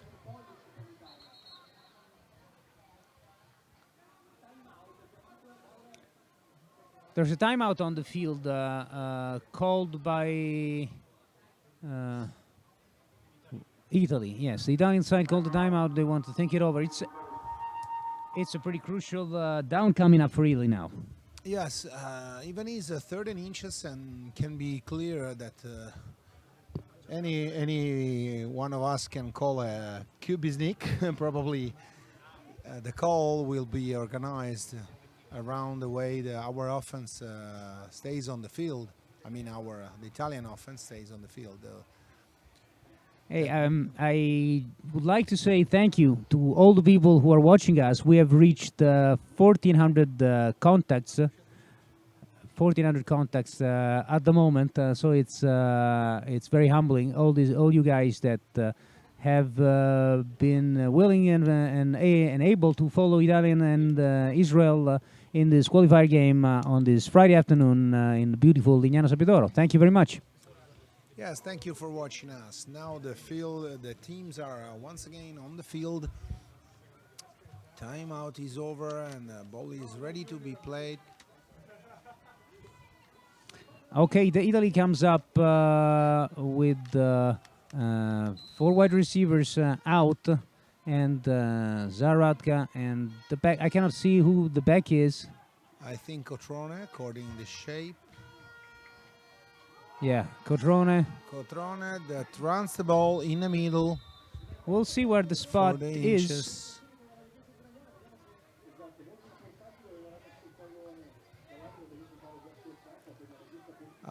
The line judge on our side shows a position that makes the first down. So will be first and then. Well done, the call in this situation for the Italian coaching staff. First and 10 with some changes on the field. And the ball is on the 40 yards line. Yeah, Luca Trone, powerful runner, gains the necessary space for another first down. Zaradka once again throws well to the outside for number 18, Podavite, who tries to jump somewhere. And somewhere on top of the defender, but not gaining more space. But is good for a first down once again. Yeah, once again, we've seen the Italian O-line blocking more consistently, and the game has sprang up finally for the Italian side on offense. We'll see now in scoring territory. Once again, short route, not great move by number 83, Tommaso Pozzebon. Yes. Yes, we have some new players on the field. Actually, we have Podavite, Paolo Biancalana on this left. Close to our side as an open wide receiver, Tommaso Pozzebon, and Nicola Scaramuzza on the right. It's completely changed the set that start the game in the first half. Yes, Tommaso Pozzebon, coming from the Lazio Marines, has signaled once again for the ball, but the ball goes to Codrone, who jumps to defend and runs with power. Yeah, still standing. Still There you running. And he make it. He makes it. Yes, Touchdown. and the Italian side goes wild, Yeah. obviously. That is a very, very good run. Codrone and Richard Dooley have really put their stamp on this game. The two backs from the Italian side have managed to take over for the moment the Italian offense and carry it to 14 unanswered points. Well, actually Yes. 13 waiting the Tunisi's extra point. Now we have 23 points on the scoreboard to 10, leading Italy in this third quarter with Stefano Di Tunisi ready to kick the PAT. Yes, both running backs. Actually, the reviewers here tell us that Luca Codrone broke 7 tackles on his way to the end zone. That is quite a feat by the Italian fullback, who caught a very short pass and transformed it into 7 points for Italy. 24 Italy, 10 Israel in the third quarter. And we have some stats coming from the stats office, 34 plays and 269 before this last drive. Italian offense, and 39 plays, 229 yards, Israel offense. Well, we were expecting something new by Team Italy, and probably we had it in this third quarter, isn't it? Yes, it's a marker of a quality coaching staff that they're able to adjust from one half to the other, and Italy has decidedly done that. Italy's offense have really come to the field with a renewed intensity, and it has paid off so far. 2 drives, 2 actually long drives, and 2 scores have come out of this beginning of the second half for the Italian side. We'll see now if Israel is able to answer with some points on their own. 3 minutes, 29 seconds in the third quarter. Stefano Di Tunisi ready to kick. Run and kick. Very good kickoff with Jonathan Curran receiving the ball. Catch the ball on the 5, on the 10, on the 15. In his right, on the 20. And now he's out. The ball is stopped on the 35 yards line. Yeah, nice return by number 11 from the Israeli side. Karan is one of those players that have had some experience playing in high school in the States, and he shows he displayed some nice moves in the open field to spring his offense to the starting line around 35 yards within Israeli territory. First down now, and Eastman once again ready to get the football from the center. Italy once again in a 4-man front with linebacker from the outside blitzing. Oh, missed the contain on Eastman once again. He runs outside for just moderate gain. Diego Gennaro, the guy responsible for keeping him in, just distracted by the shiftiness of number 20. Yeah, good job by Diego Gennaro keeping the quarterback inside for a gain of 1 yard. Will be a 2nd and 9 with the ball on the 38 Israeli territory. Now the coaching staff is showing panels to call the next play. Jonathan Curran is lining up on the left side of the field, and Dave Eastman is waiting for the ball. By him is center. Well, actually, Italy's responding to this kind of tactic by Israel by crowding the line of scrimmage. There was like 5 Italian defenders within just inches of the football, and they were able to penetrate and pretty much stuff the running back for a 2-yard loss. Yes, the line, the O-line in this situation with the ball tossed to the left, collapsed, allowing the D-line, the Italian D-line, to go in and tackle the ball carrier. Yeah, Bernardoni and Delle Piagge, both Panthers defenders, one of the best two in Italy, have been playing very well in this second half.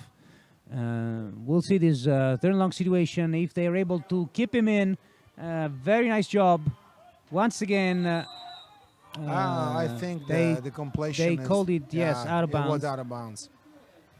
Jonathan Curran trying to step in while he was jumping on the air, and when he fell down, he was completely out from the off the sideline.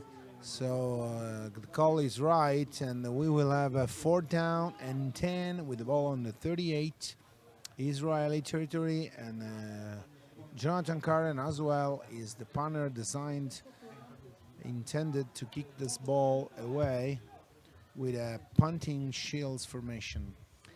Yes, Israel decides to punt, obviously, from this situation, and we'll see. We'll see. I mean, this is the chance for Italy to really step on the gas and put the game away. I think a 3-score lead would definitely put a nail the punt into is very Israel's short. game. The punt was shanked, and I think was a 15-yard punt that put Italy's offense on the field at the 50-yard line. Yes, unfortunately for the Israeli punter, the ball was out suddenly, and a very short punt, and the ball is on the 50 actually, leaving Italian offense in a good position to start a new drive. And as you were saying before, is a good opportunity for the guys in blue to achieve a 3-touchdown difference. Let's see what happened. Luke Zaratka once again. The fake on Di Giorgio. The ball is thrown. Is a long one. Short. Not catch. It's a little bit short. The intended wide receiver was, I think, Stefano Di Tunisi, 84, if I'm not wrong. Yes, you know what a good running game does for you, obviously. It opens up those play-action passing from Zaratka, and the line has really provided him with all the time that he needs to complete the fake.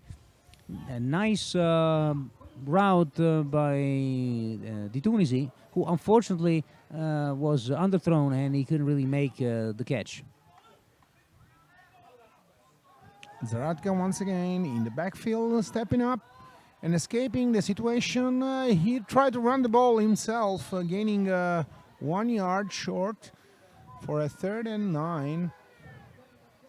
Yeah, he decided that he wanted to run, I believe, a bit too early. Well, he was trying to escape on the right because the line was closing around himself. Yeah, you know, he's a big man, and I think that he can obviously be a better presence on the field by just looking for the best. But anyways, the third quarter comes to... Oh, no, there's a timeout on the field. Sorry about that. Timeout on the field called by the Italian coaching staff. They have one timeout left, and with 1 minute and 8 seconds left on the clock in this third quarter, with Italy leading 24-10 against Team Israel, actually. I would like also to remind all our listeners that this weekend marks the first time that there is in Italy a football convention dedicated to the recipes for growing football throughout each and every team and league, which is called IAF.con, Italian American Football Convention, which will happen tomorrow and Sunday alongside the European qualifier game here in the Llano Sabbiadoro. We'll have 20 more speakers talking about all their secrets for success that they would like to share with the whole community of football here in Italy, and we'll have also some international speakers intervening. Well, timeout is over, and it's a 3rd down and 9 yards for Team Italy. Zaratka is asking for the ball. There are some movements on the line of scrimmage. Obviously, O-line calls against the D-line as well. The D-line is calling against the O-line. Let's see who has the legal procedure. The referee shown the center moved the ball, and so will be a penalty against the Italian team that now is going to play a 3rd and 14.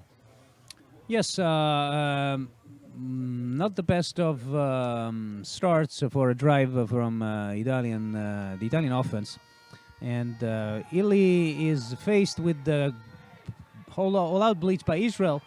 A great play call by the Italian side, screened by the inside receiver Tommaso Finadri. Yes, number 82.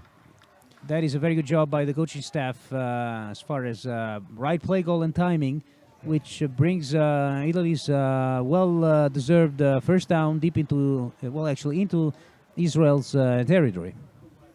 Yes, Tommaso Finari was able to cross the field diagonal and have a new first down for his team with the ball on a 35 yards line. Now Luke Zaratka once again the screen. The ball is intended to go to Richard Dooley. Richard Dooley catches the ball and runs the ball right in the middle, gaining 10 or 12 yards more. So will be another first down, Team Italy, with the ball on the 22 yards line. Very good job. A couple of screen, very well called. Yes, indeed. Italy tried this kind of strategy earlier on with Tommaso Monardi at the quarterback position, but Monardi couldn't really connect with the receivers on a couple of occasions. He just underthrew them. Zaratka is doing a better job of timing-wise catching the receivers in stride, and with Israel blitzing with 5 or 6 people, this tactic have really been working very well for the Italian side. Yes, once again, a short curl to the intended wide receiver, the mid one, Tommaso Finadri. Yes, Plays he has a deep position as a slot back. Third quarter. Yes, this quarter has been dominated by Italy on both sides of the ball. Just coming out of the break, they've been really focused, and they haven't made the mistakes that had doomed the squad in the earlier part of the game. But this second half, they have really focused and made things happen. Israel hasn't been able to be as effective. O-line has provided ample time for the Italian quarterback to throw the football effectively, and the running backs for Italy, Codrone and Richard Dooley, has made tremendous plays to spring Italy up by 2 scores, 24-10, entering the fourth quarter of the game. 17 first down for Team Italy with 333 yards of total offense in the third quarter, with a conversion rate of 3 on 5, third down, and 1 on 2, fourth down. 2nd and 4 now. Luke Zaratka throwing the ball on the right. Stefano Di Tunisi catch the ball very well and get a touchdown, I think. Has he jump on the pole, but the referee on the side, that looks like Mr. Antonio Costarella, said no, he jumped out before gaining the goal line. So will be a first down and goal with the ball on the 1 yard line. Very good job by our quarterback, Luke Zaratka, finding a completely open wide receiver, Stefano Di Tunisi, number 84. Yes, it's the second time that Zaratka completes that outside release by the receiver, and very effectively so, bringing Italy very close to the goal line on this kind of short yardage, and Italy has brought over the heavy package with 2 fullbacks. Unfortunately, there's offsides. Offside. The left guard on the Italian side move up too early before the snap. So will be a first down and goal on the 5 yard line, 6 yard line. Yeah. Once again, we see 4 receiver sets for Italy, with Di Giorgio as the sole running back. And Israel is countering with man across the board, so they're expecting a blitz package. Oh, beautiful. Catch the ball, beautiful thrown. Tommaso Finadri scores a touchdown. Yeah, beautiful throw by Zaratka, who's playing very, very well this second half. He has found the groove, and the receivers are responding. O-line is giving him all the time in the world to find the open guys, and the receivers are making the plays that needs to be made. This occasion, Tommaso Finadri, veteran receiver for the Parma Panthers, starting from the slot, found his way out to the left goal marker and was able to score for the Italian side. 31-10. Actually, the score. Italy is leading the game versus Israel after this PAT kicked by Stefano Di Tunisi. Now we are looking from the Italian side, better game. Probably they got the situation under control. They are moving their offense in a better performing way. Luke Zaratka has been very precise in finding their wide receivers open in the right place, and their defense adjusted, changing the front, containing better the very well done carriers by the quarterback along the first half. So now is Wortley leading Italy probably with this score of 31-10. Indeed, I believe from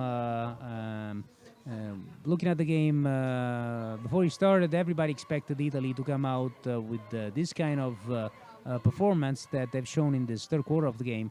And the first half of the game was obviously a disappointment. Eventually, the change of quarterback by head coach Giuliano provided the Italians' offense with the needed spark, especially in the third quarter, where Zaratka has been really phenomenal. And now Israel is really in a pretty bad situation, having to overcome 3 touchdowns difference. Yep. And from what we've seen, I mean, they don't have that kind of quick scoring capability. They've been able to move the ball with the inventions by Eastman, but they have been able to sustain long drives in order. Well, actually, they will need to score as quick as possible and stop Italian offense And as trying well. to manage the clock. Try to be quick with the scoring because time is kind of running short now. I see 10:58 on the clock. Yeah, probably what makes the difference actually is the way they are running. Italy's running a system that even they change all the personnel on the field is still working, while Israel is much more connected with single player activity. Now we saw the umpire running to the ball to stop the center before snapping. Probably the clock was not starting, and now everything is ready to go with this first down and 10 and the ball on the 30 yards line. Israel to read. Davisman now throwing the ball very well to the wide receiver number 88 that catch the ball. Now he's facing Brian McKitty. There's a penalty now called. There's a block in the back of number 82 that actually is hitting his helmet to say, yes, I was wrong. I was wrong. But Brian McKitty was tackling the wide receiver while the offender came with this penalty. So probably the ball will be moved back from the succeeding spot. Yes, the penalty spot. Italy defense was caught in a cover 2 defense, and the inside receiver made a nice corner release, which sprang him free for like a 25-yard gain. Unfortunately, successively the Israel's tight end number 82 was fouled for Amit Colton was fouled for blocking in the back Italian defender. But still, it's a nice first down by Israel, and there's a penalty.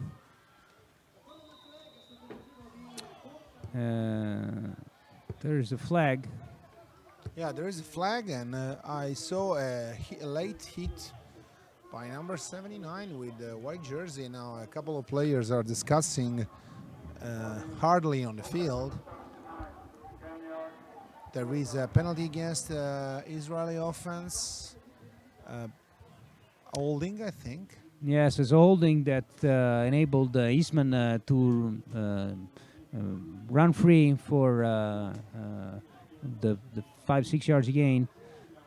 So another penalty on the Israeli side, which is putting them back once again. Unfortunately, they've lost like 16 yards in the last two plays of the more than 25 that they've gained.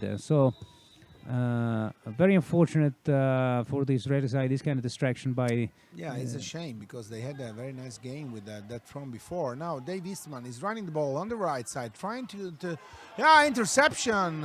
Italy, a couple of flags flying, people outside the sideline, and now we will see what the officials call on is the sideline far from us, so we will see what's the call. I haven't seen it on the far side. What I really saw and appreciated was number 52, Lorenzo Della Biaggia, defensive end for the Italian squad coming from the Pisa Storms this year, playing for Parma Panthers. Made a tremendous play in containing Eastman to the outside and forcing him to throw into coverage. And I haven't seen the number of the Italian player who was responsible for picking off the ball. I think it's 45 Carlo Rago.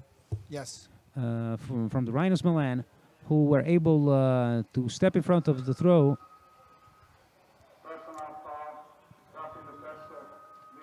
Oh, okay. So something unexpected. It's a personal foul, roughing the passer against Team Italy. That means a first down from the point where the ball was spotted before. That makes the interception invalid.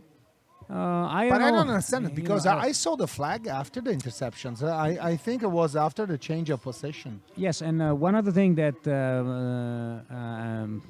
I am doubtful is that quarterback was very much outside the pocket, and Yeah, very much outside the pocket. He was running the ball. The foul could have rolling been outside. some kind of other personal foul. I don't think that roughing the passer was the was right goal. was the right call from the referees. But anyways, Israel's first down put them inside Italian territory, and we'll see what they make out of this. They've been pretty fortunate with this penalty. Yes, anyhow, the ball is on the 35 yards and an intended screen on the left, never catched by the intended wide receiver, probably number 88. He was fighting with Italian defenders, number 43, Morara. And 88 on the Israeli team is Gideon Raids. But nothing done. That means that we will have a second down and 10 on the 33 yards line in the Italian territory. After the strange goal, probably the call was, you were right, the call was for another penalty, and the referee decided to say roughing the passer, but it's quite impossible to have a roughing the passer when the quarterback is a ball carrier. Now it's number 20, Eastman, the starting quarterback, is out. Yeah, and number he's 5. shaking his head, most likely on the penalty. He was hitting hard, and he's now being substituted by number 5, Matt Kaufman, who handed off to the running back Fenta for a 4-yard gain, running to the outside. Third and 6 coming up for Israel. A very nice deep ball, but it's out of bounds. Incomplete. The ball was for the intended wide receiver, number 11, Jonathan Curran.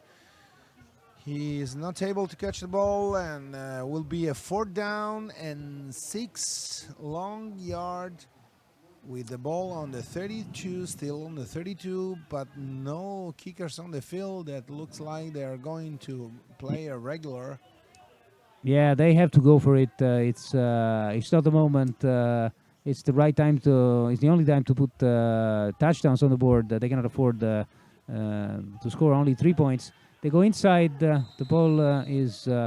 The ball is absolutely underthrown now on 31, Rocco Tiello, and number 82, the tight end, big tight end by Israeli team, are discussing in the middle of the field, just making themselves sure that everything was okay. No problems on the field. Italy is stepping back with the offense. We have 9 minutes, 28 seconds left in this fourth and last period of this game. Yes, indeed, Italy's offense takes the field once again, and from what we have seen with Hoffman out, I don't know. I mean, looks like Israel doesn't have the firepower to get back into this game, and time is running short. They will need to stop Italy's offense very fast, and then start some scoring. We'll see. We have Di Giorgio now with the football, number 34. Who, despite his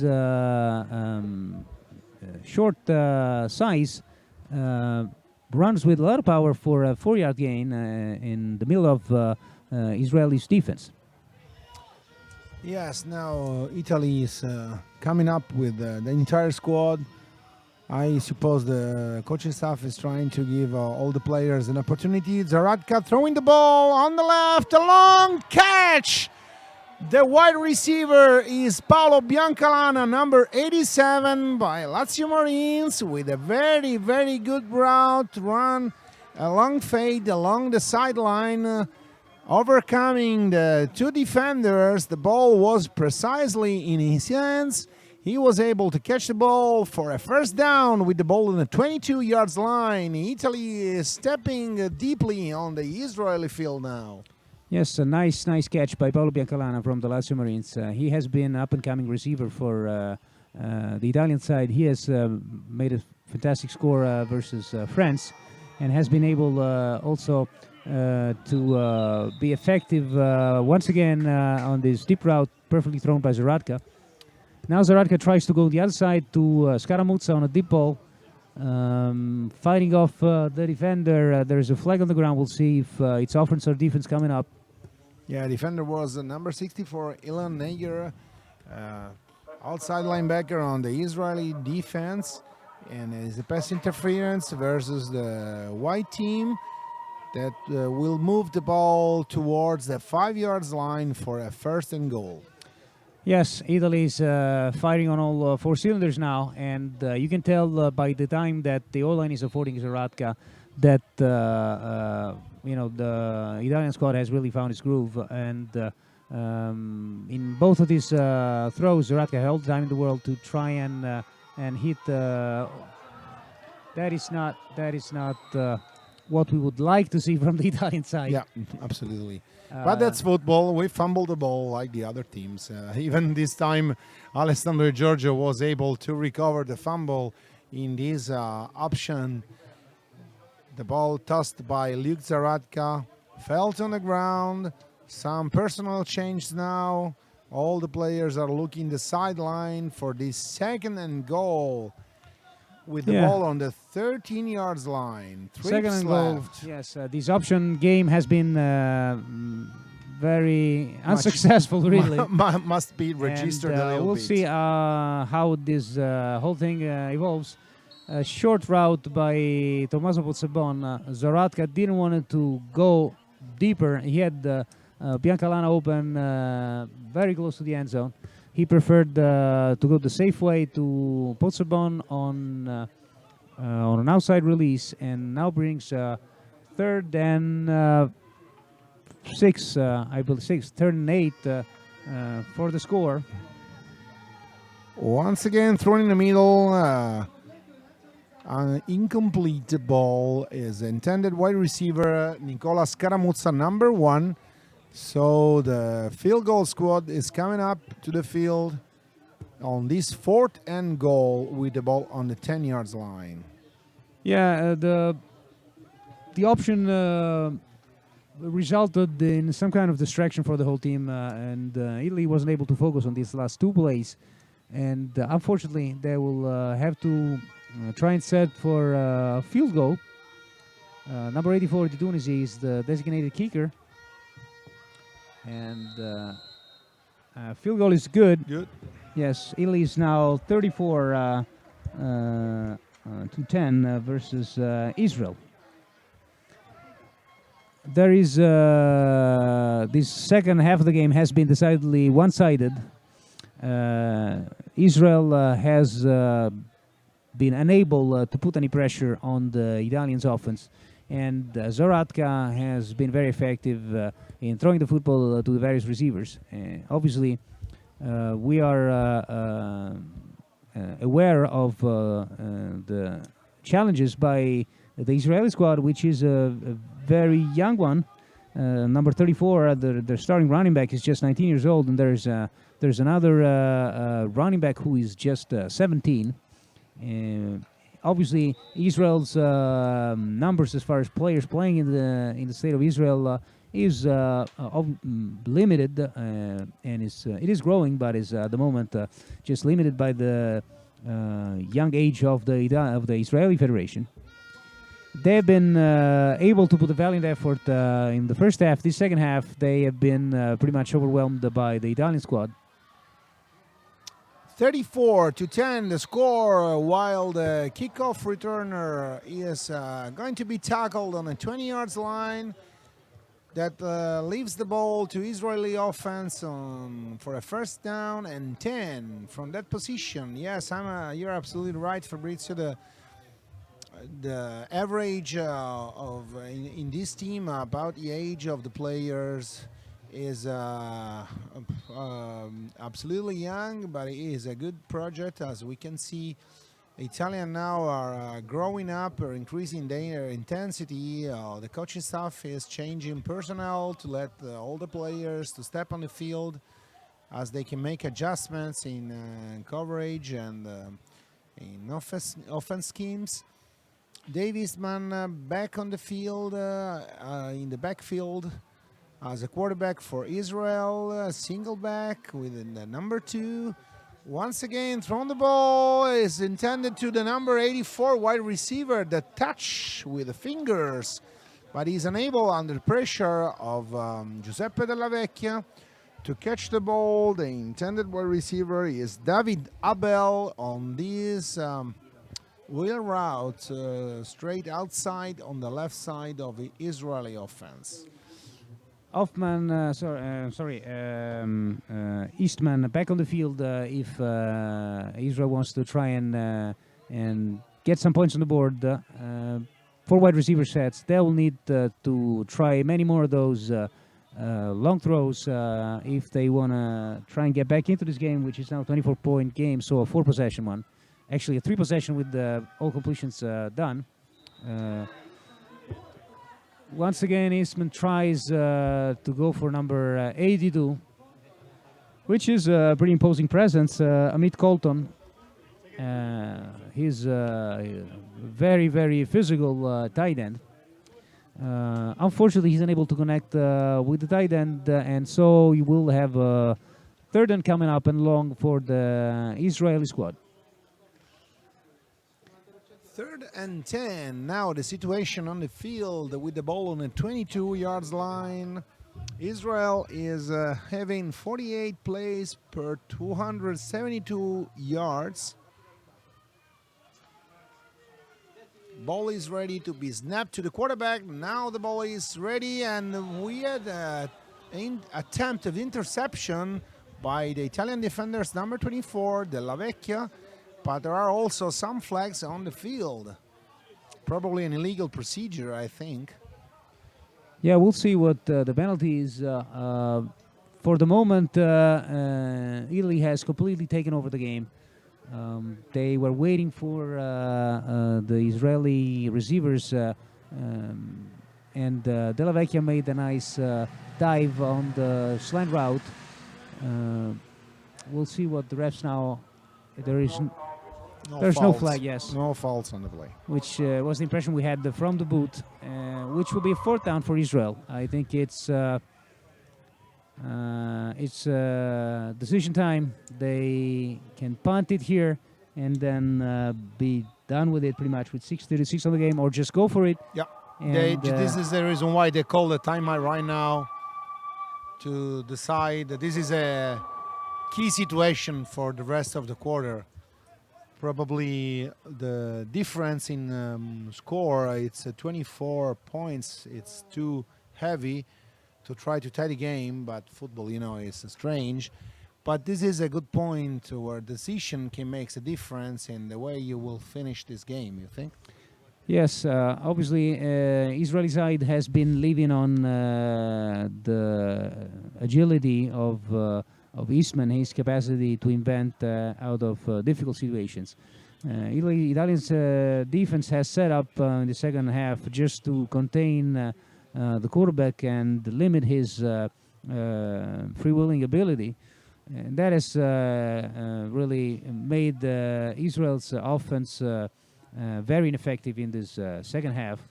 And now it's a 4th and 10 that I believe Israel will try and convert if they want to have some chance of getting back into this game.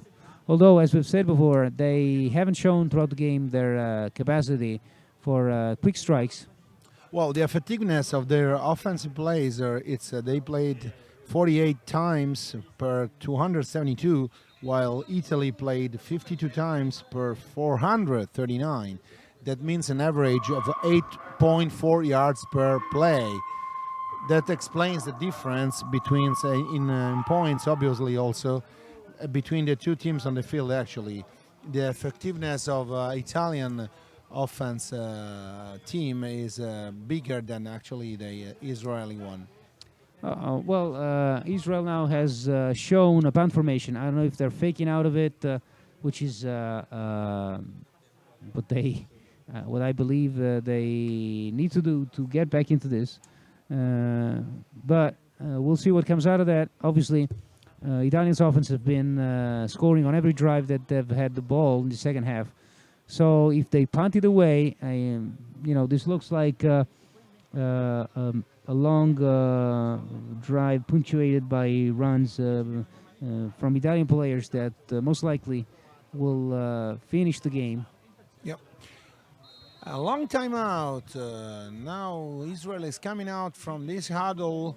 Let's see if they decide to punt or try. No, they're going for it with Dave Eastman, number 20 quarterback, with a single running back, number 2 Hoffman. And 2 wide receiver sets. The ball is thrown. There's a flag. And there is a very good coverage by Della Vecchia, the cornerback, the right cornerback, defending number 84 Root, but there is a flag on the line of scrimmage, probably an illegal procedure. Yeah, maybe Italy has jumped off sides. Yeah, probably an encroachment. Yes, smart play by number 24. That was really what you would expect and hope for if you're a defensive coordinator by your cornerback in a 4th down in that kind of territory. Goes by just throwing the ball into the ground. He made sure that Italy's offense had the ball on the 22-yard line inside Israel's territory. Now we'll see what's the call from the refs. Yeah, it's an encroachment. So once again, Israel will have the chance to keep the game alive with 6:29 still on the clock. You know, Fabrizio, that means that we are old enough to describe penalties before the call. Lucky for us, our viewers can only listen to our voices and not see our faces. Yeah, absolutely lucky for them as well.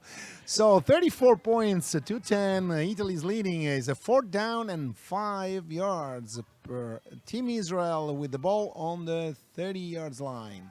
Dave Eastman throwing the ball, no, running Eastman. Ball, 1st down. Very good job by the quarterback now, tackled in the midfield by Lorenzo Dalle Piagge. But after the gift with the encroachment, Italy is leaving the ball to Israel that had a very good 1st down. The ball now is stopped. The game is stopped because there is an injury on the field. We saw in red the medical team coming into to check the player. I'm not able to see the number on the jersey actually.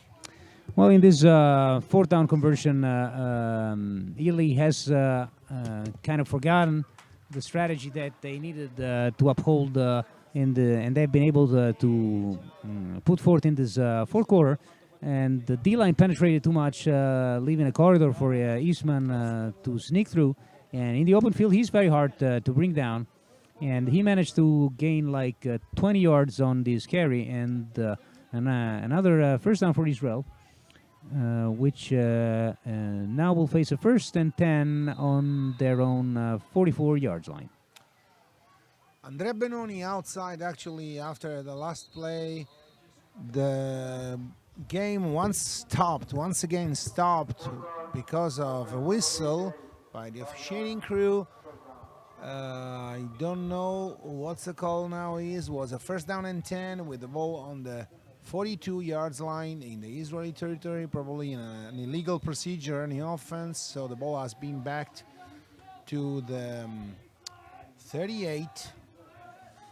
Yes, it's 1st and 15 for Israel, and they need to go deep as well. And we've seen before the referees stopped the play that Eastman was gonna go deep in the middle. Ooh, that was a nice Interception, turnover. Very, very strange play. The tight end was able to catch the ball. Then after the hit, he missed the ball. The ball dropped into the hands of Vince Romano, mid linebacker number 13 of the Italian team.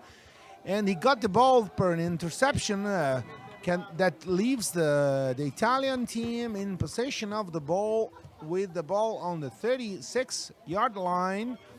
Good for Team Italy to have another chance to send his offensive personnel on the field and try to score again when the time left is 5 minutes 49 seconds in the last quarter, fourth quarter.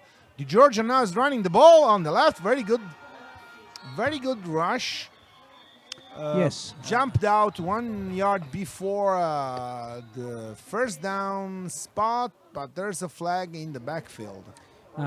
There's a holding for Italy, unfortunately, but the play before the defensive hustle by Italy, I want to highlight the effort by number 45, Carlo Rago, who's a defender coming from the Grizzlies Roma, a long-time player for them, one of the most physical safeties in the Italian First Division, who recently moved to Milan and joined the Rhinos last season. He showed it off by hitting very hard the big Israel tight end and popped the ball out to enable Vince Romano to score the interception. Great play by the defense once again.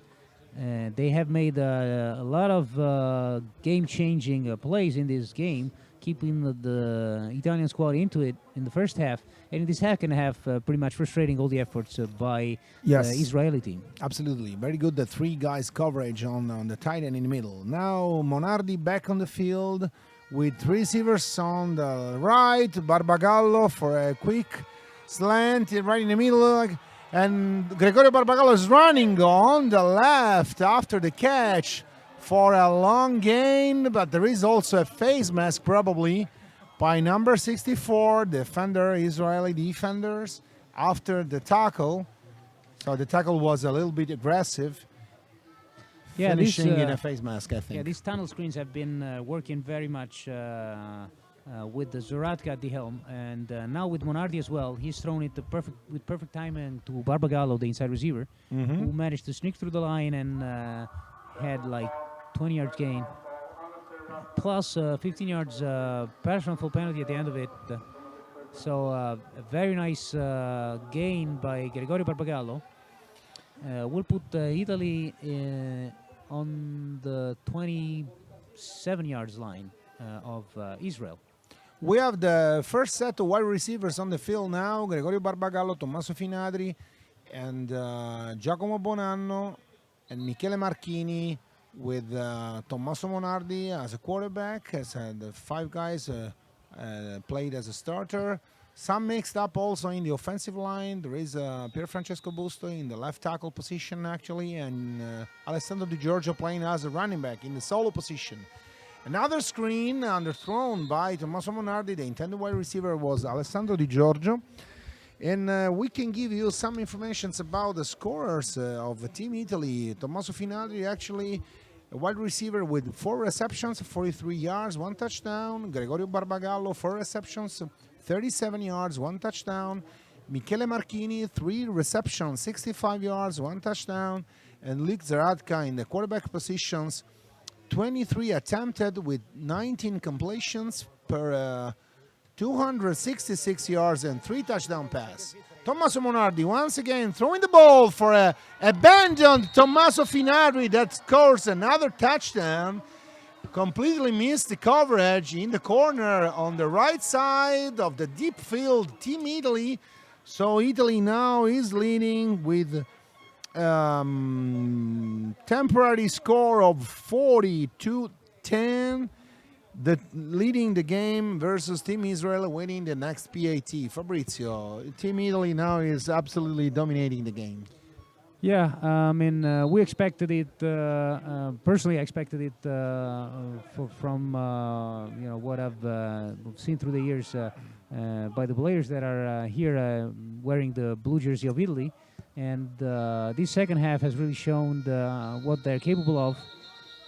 Offense have been really clicking, but I want to highlight first and foremost the great effort by the O-line. They have been phenomenal for Italy, allowing quarterbacks time to find their deep receivers.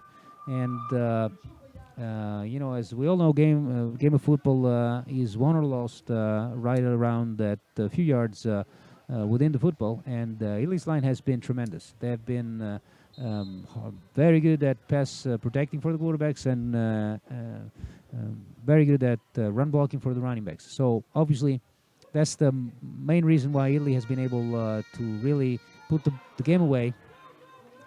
Now something that normally it's uncommon on a football field, not the blocked PAT, but the fumble after that makes no results because the ball is covered by the Israeli team, but no scores.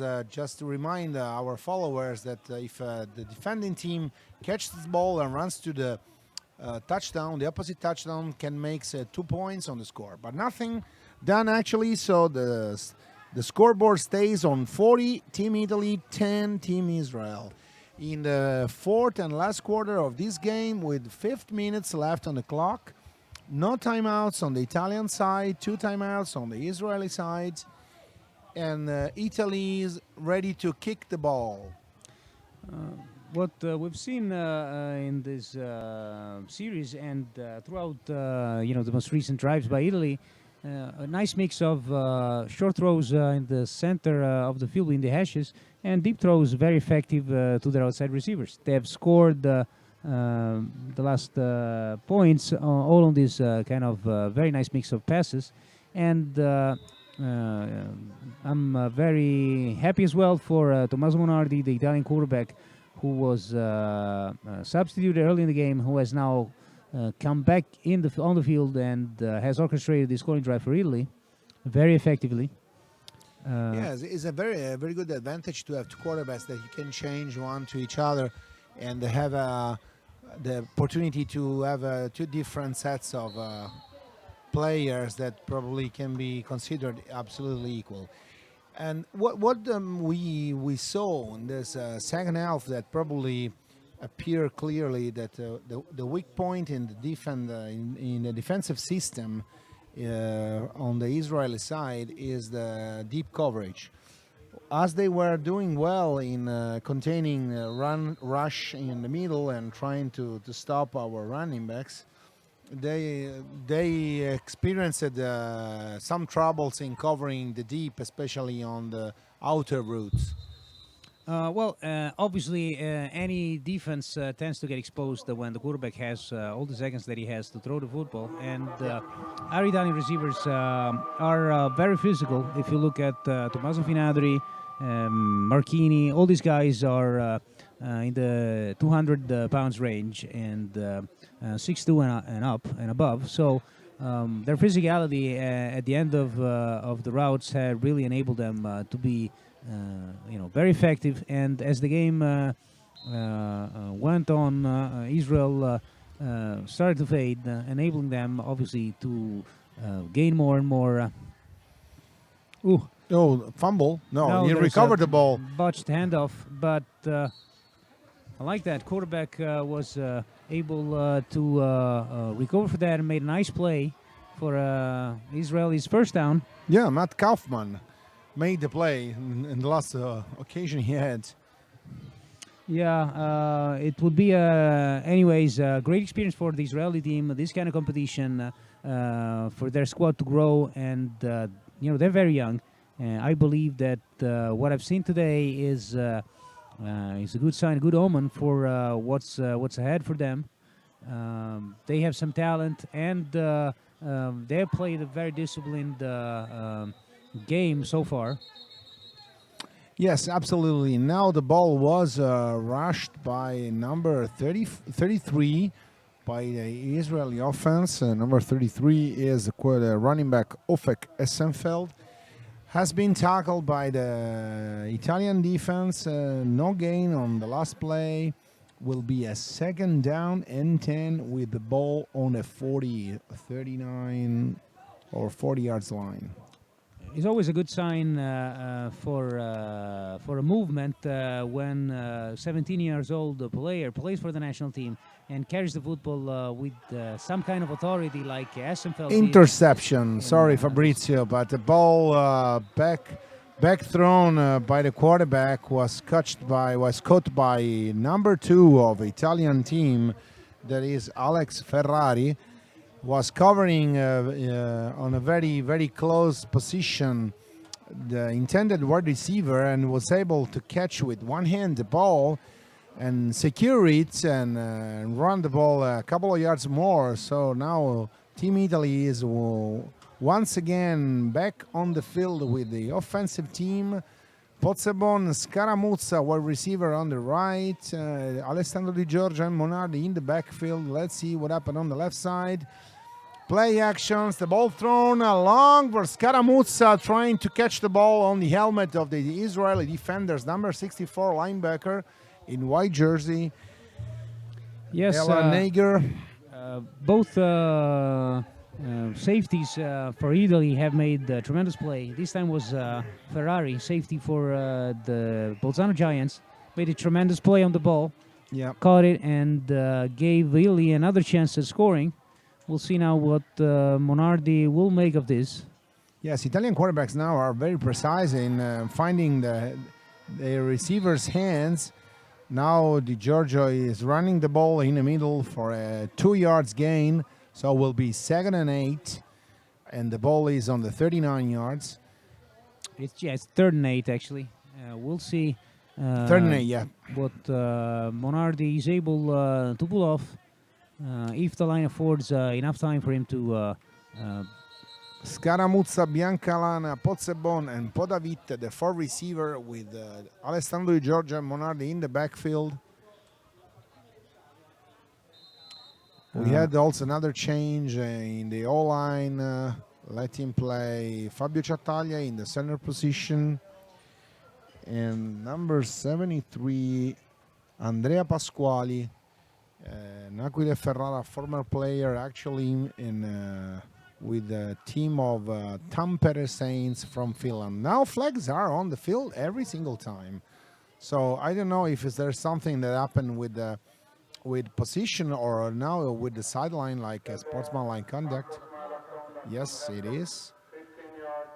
So there is a sportsmanlike conduct charged by the Italian, on the Italian side, probably the sideline interference or something like that. Wow, there's a lot of yards lost. Let me say, absolutely unuseful, actually, in this moment of the game.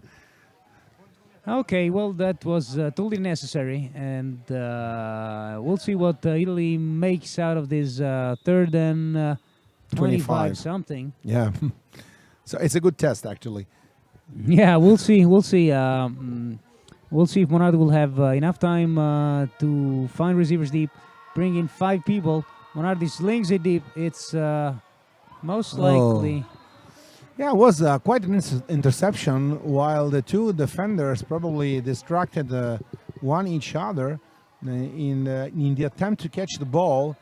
Monardi threw the ball under kind of pressure. So we have the punting team on the field. Was not a really good test for the Italian offense this last 3rd and 25. So we'll be 4th down with the punt on the field. As you can see, there are a lot of changes in the personnel. Yeah, fourth down coming up, and actually, Israel's has a very deep return guy. Once again, blowing the whistle on the line of scrimmage. Yeah, it has been quite of a long few minutes to this game with all the penalties. Yeah, it's 2 minutes, a couple of seconds left on the board of the clock, with a score where Italy is leading 40-10 versus Team Israel. Is a boring time actually for football viewers, because we had 3 or 4 penalties in a row. Yeah, but I want to encourage our listeners to bear with us because after this game at 7 p.m. Italian time, it will be Serbia and Switzerland coming up. Nice challenge between two very good European teams. Absolutely. For the chance to play Italy in the Sunday's tournament final.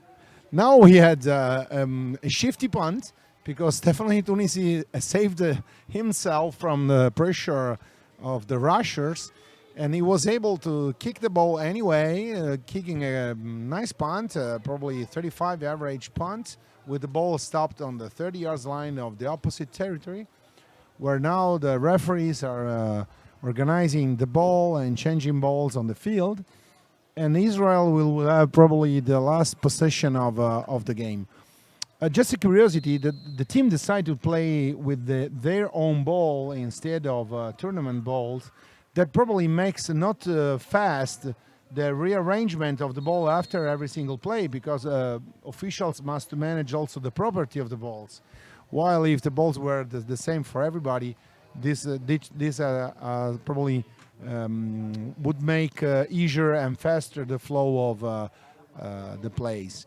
Now, after this play, we have a 2nd and 9, 1 minute 30 seconds left on the clock. The clock is running. Israeli on the field on the 30 yards line. Yeah, we'll see Israel team back on the field on Sunday to face the loser of Serbia-Switzerland game. And once again, I want to highlight the effort by the Israeli guys. Really surprising. They've been tremendously effective in the first half of the game against a very good Italian squad.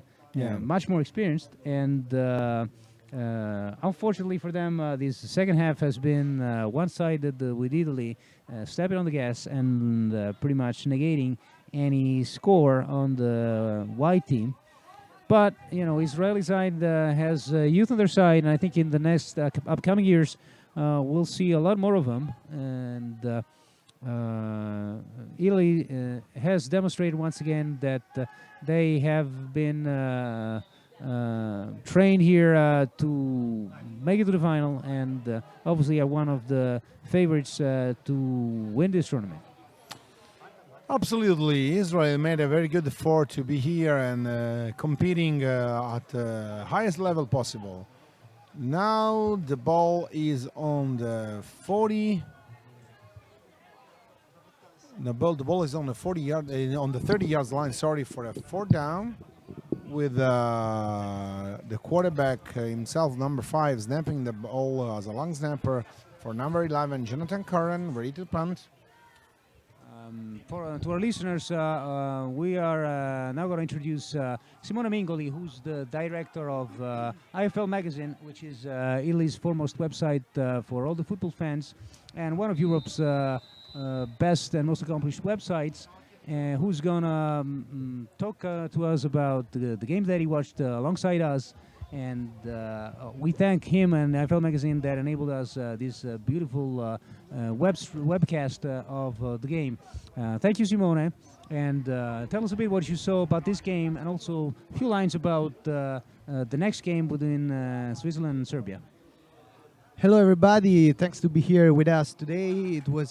It is really a great moment for me here today, and for all my team, because we really worked hard to be here today. This Italian match was pretty strange. We were sure to be quite better. compared to our opponents. But you know, sometimes you need more time to run things, no, out. So sometimes it happens that you start slowly and you can appear confused doing it. But actually, in the end, I think that we made the right steps in the right way, and at the end we absolutely passed our opponents, and now we are leading this game that is almost over. We are just waiting to clocks to run into time to run out. I think that is the moment actually, because the game is over just right now. So the Italian team won this game for 40-10. And this was a nice game. Since we are closing the stream right now, let me say that we are really pleased to be here today and proud to be the exclusive media partner of this event. To us, it means a lot to face this challenge because it brings us to the international stage of American football now. And what to say, since now I can say that this is an amazing day. We are working really hard to provide a good service to all the American football fans through Europe and far, obviously. And IFL Magazine and IFL Magazine TV, that is what you are watching right now, is a great opportunity for us to spread football, that it is our mission, no? And obviously we want to do it with the people that is already fans of this movement, but mostly with people that still don't know football, and maybe they can be, I don't know, abstracted from something that is a different sport here in Italy. So let me thank Asso Football also and FIDAF to this opportunity. Obviously, I want to thanks also all the people that put a big effort to make this possible. Lastly, I want to thank you, Fabrizio Cupellini and you, Manfredi Leone, because really a lot of people today, they was really sure that you guys were from USA, but absolutely not. You're Italian. You are putting in a really great effort to make it possible. That was really a great commentary, in my opinion. And I really want to thank you also for this. Let me thank Andrea Ghezzi, that is in some way, somehow, it is the father of IFL Magazine TV, and absolutely it is also the father of IFL Mag Radio. That is something that we cannot now do it in English, but in the future maybe I don't know. You know, develop never ends. So absolutely, you're right. We really hope to be in the future on the radio also in English. That was one of our goals. We was really hoping to make all our article and post on the website in both languages, Italian and English, but it was not possible right now. We have to work in the future for this. More in the future, maybe absolutely. It will be possible. So what else to say? Now we will see the next game will be in a couple of hours from now, between Serbia and Switzerland. I think that there will be really a balanced match. Absolutely, the Serbia and Switzerland have the same opportunity to lead the game. Maybe not a big, I say, score, no. There will be maybe the same score. Probably, yeah. But I don't know. I think that maybe it depends from the guys from the States. You know, sometimes there are players that played a lot in over the sea, no? In the USA. When they come here, we saw Richard Dulli today, and Zaratka also. It was half Italian guys, no? Luco Trone made that incredible touchdown, breaking seven tackles. It was absolutely. It's like amazing. So yes, it's like I say the heavy contribution in the match, no, from these guys. I would like to ask Simona here, who for him are MVPs of the game, and then name the most valuable player for each squad here today, Israel and Italy.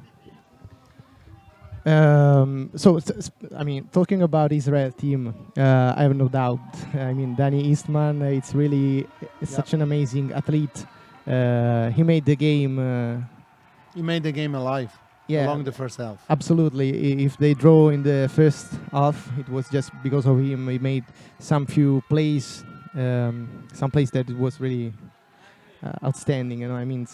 such a great athlete. Regarding Italian teams, I think that we change our face when Zaratka step in inside the. Yeah, in a inside moment the where probably Tommaso gridiron. Monardi was a little bit down. Yeah, we spoke really a lot regarding these points. I mean, you have two quarterbacks. You have Monardi, that is possibly the best quarterback in Italy since 5 Absolutely. years. He's from Italy. He never had any experience in the United States, and then the other side you have Luke Zaratka, who plays in Italy with the Ancona Dolphins, and had a few experience in the United States and another Europe country. But the point was that if you leave this as a competition, sometimes you can have problems inside the locker room, no, Yep. between the quarterbacks. But if you see this double quarterback as an opportunity, then you can say that if one of them have a bad day, like today for Tommaso Monardi, that also started well because he threw the first touchdown pass in the match to Marchini. Yep. If he has a bad day like today, you can put Zaratka manage into the it. gridiron. Yeah. You can manage this.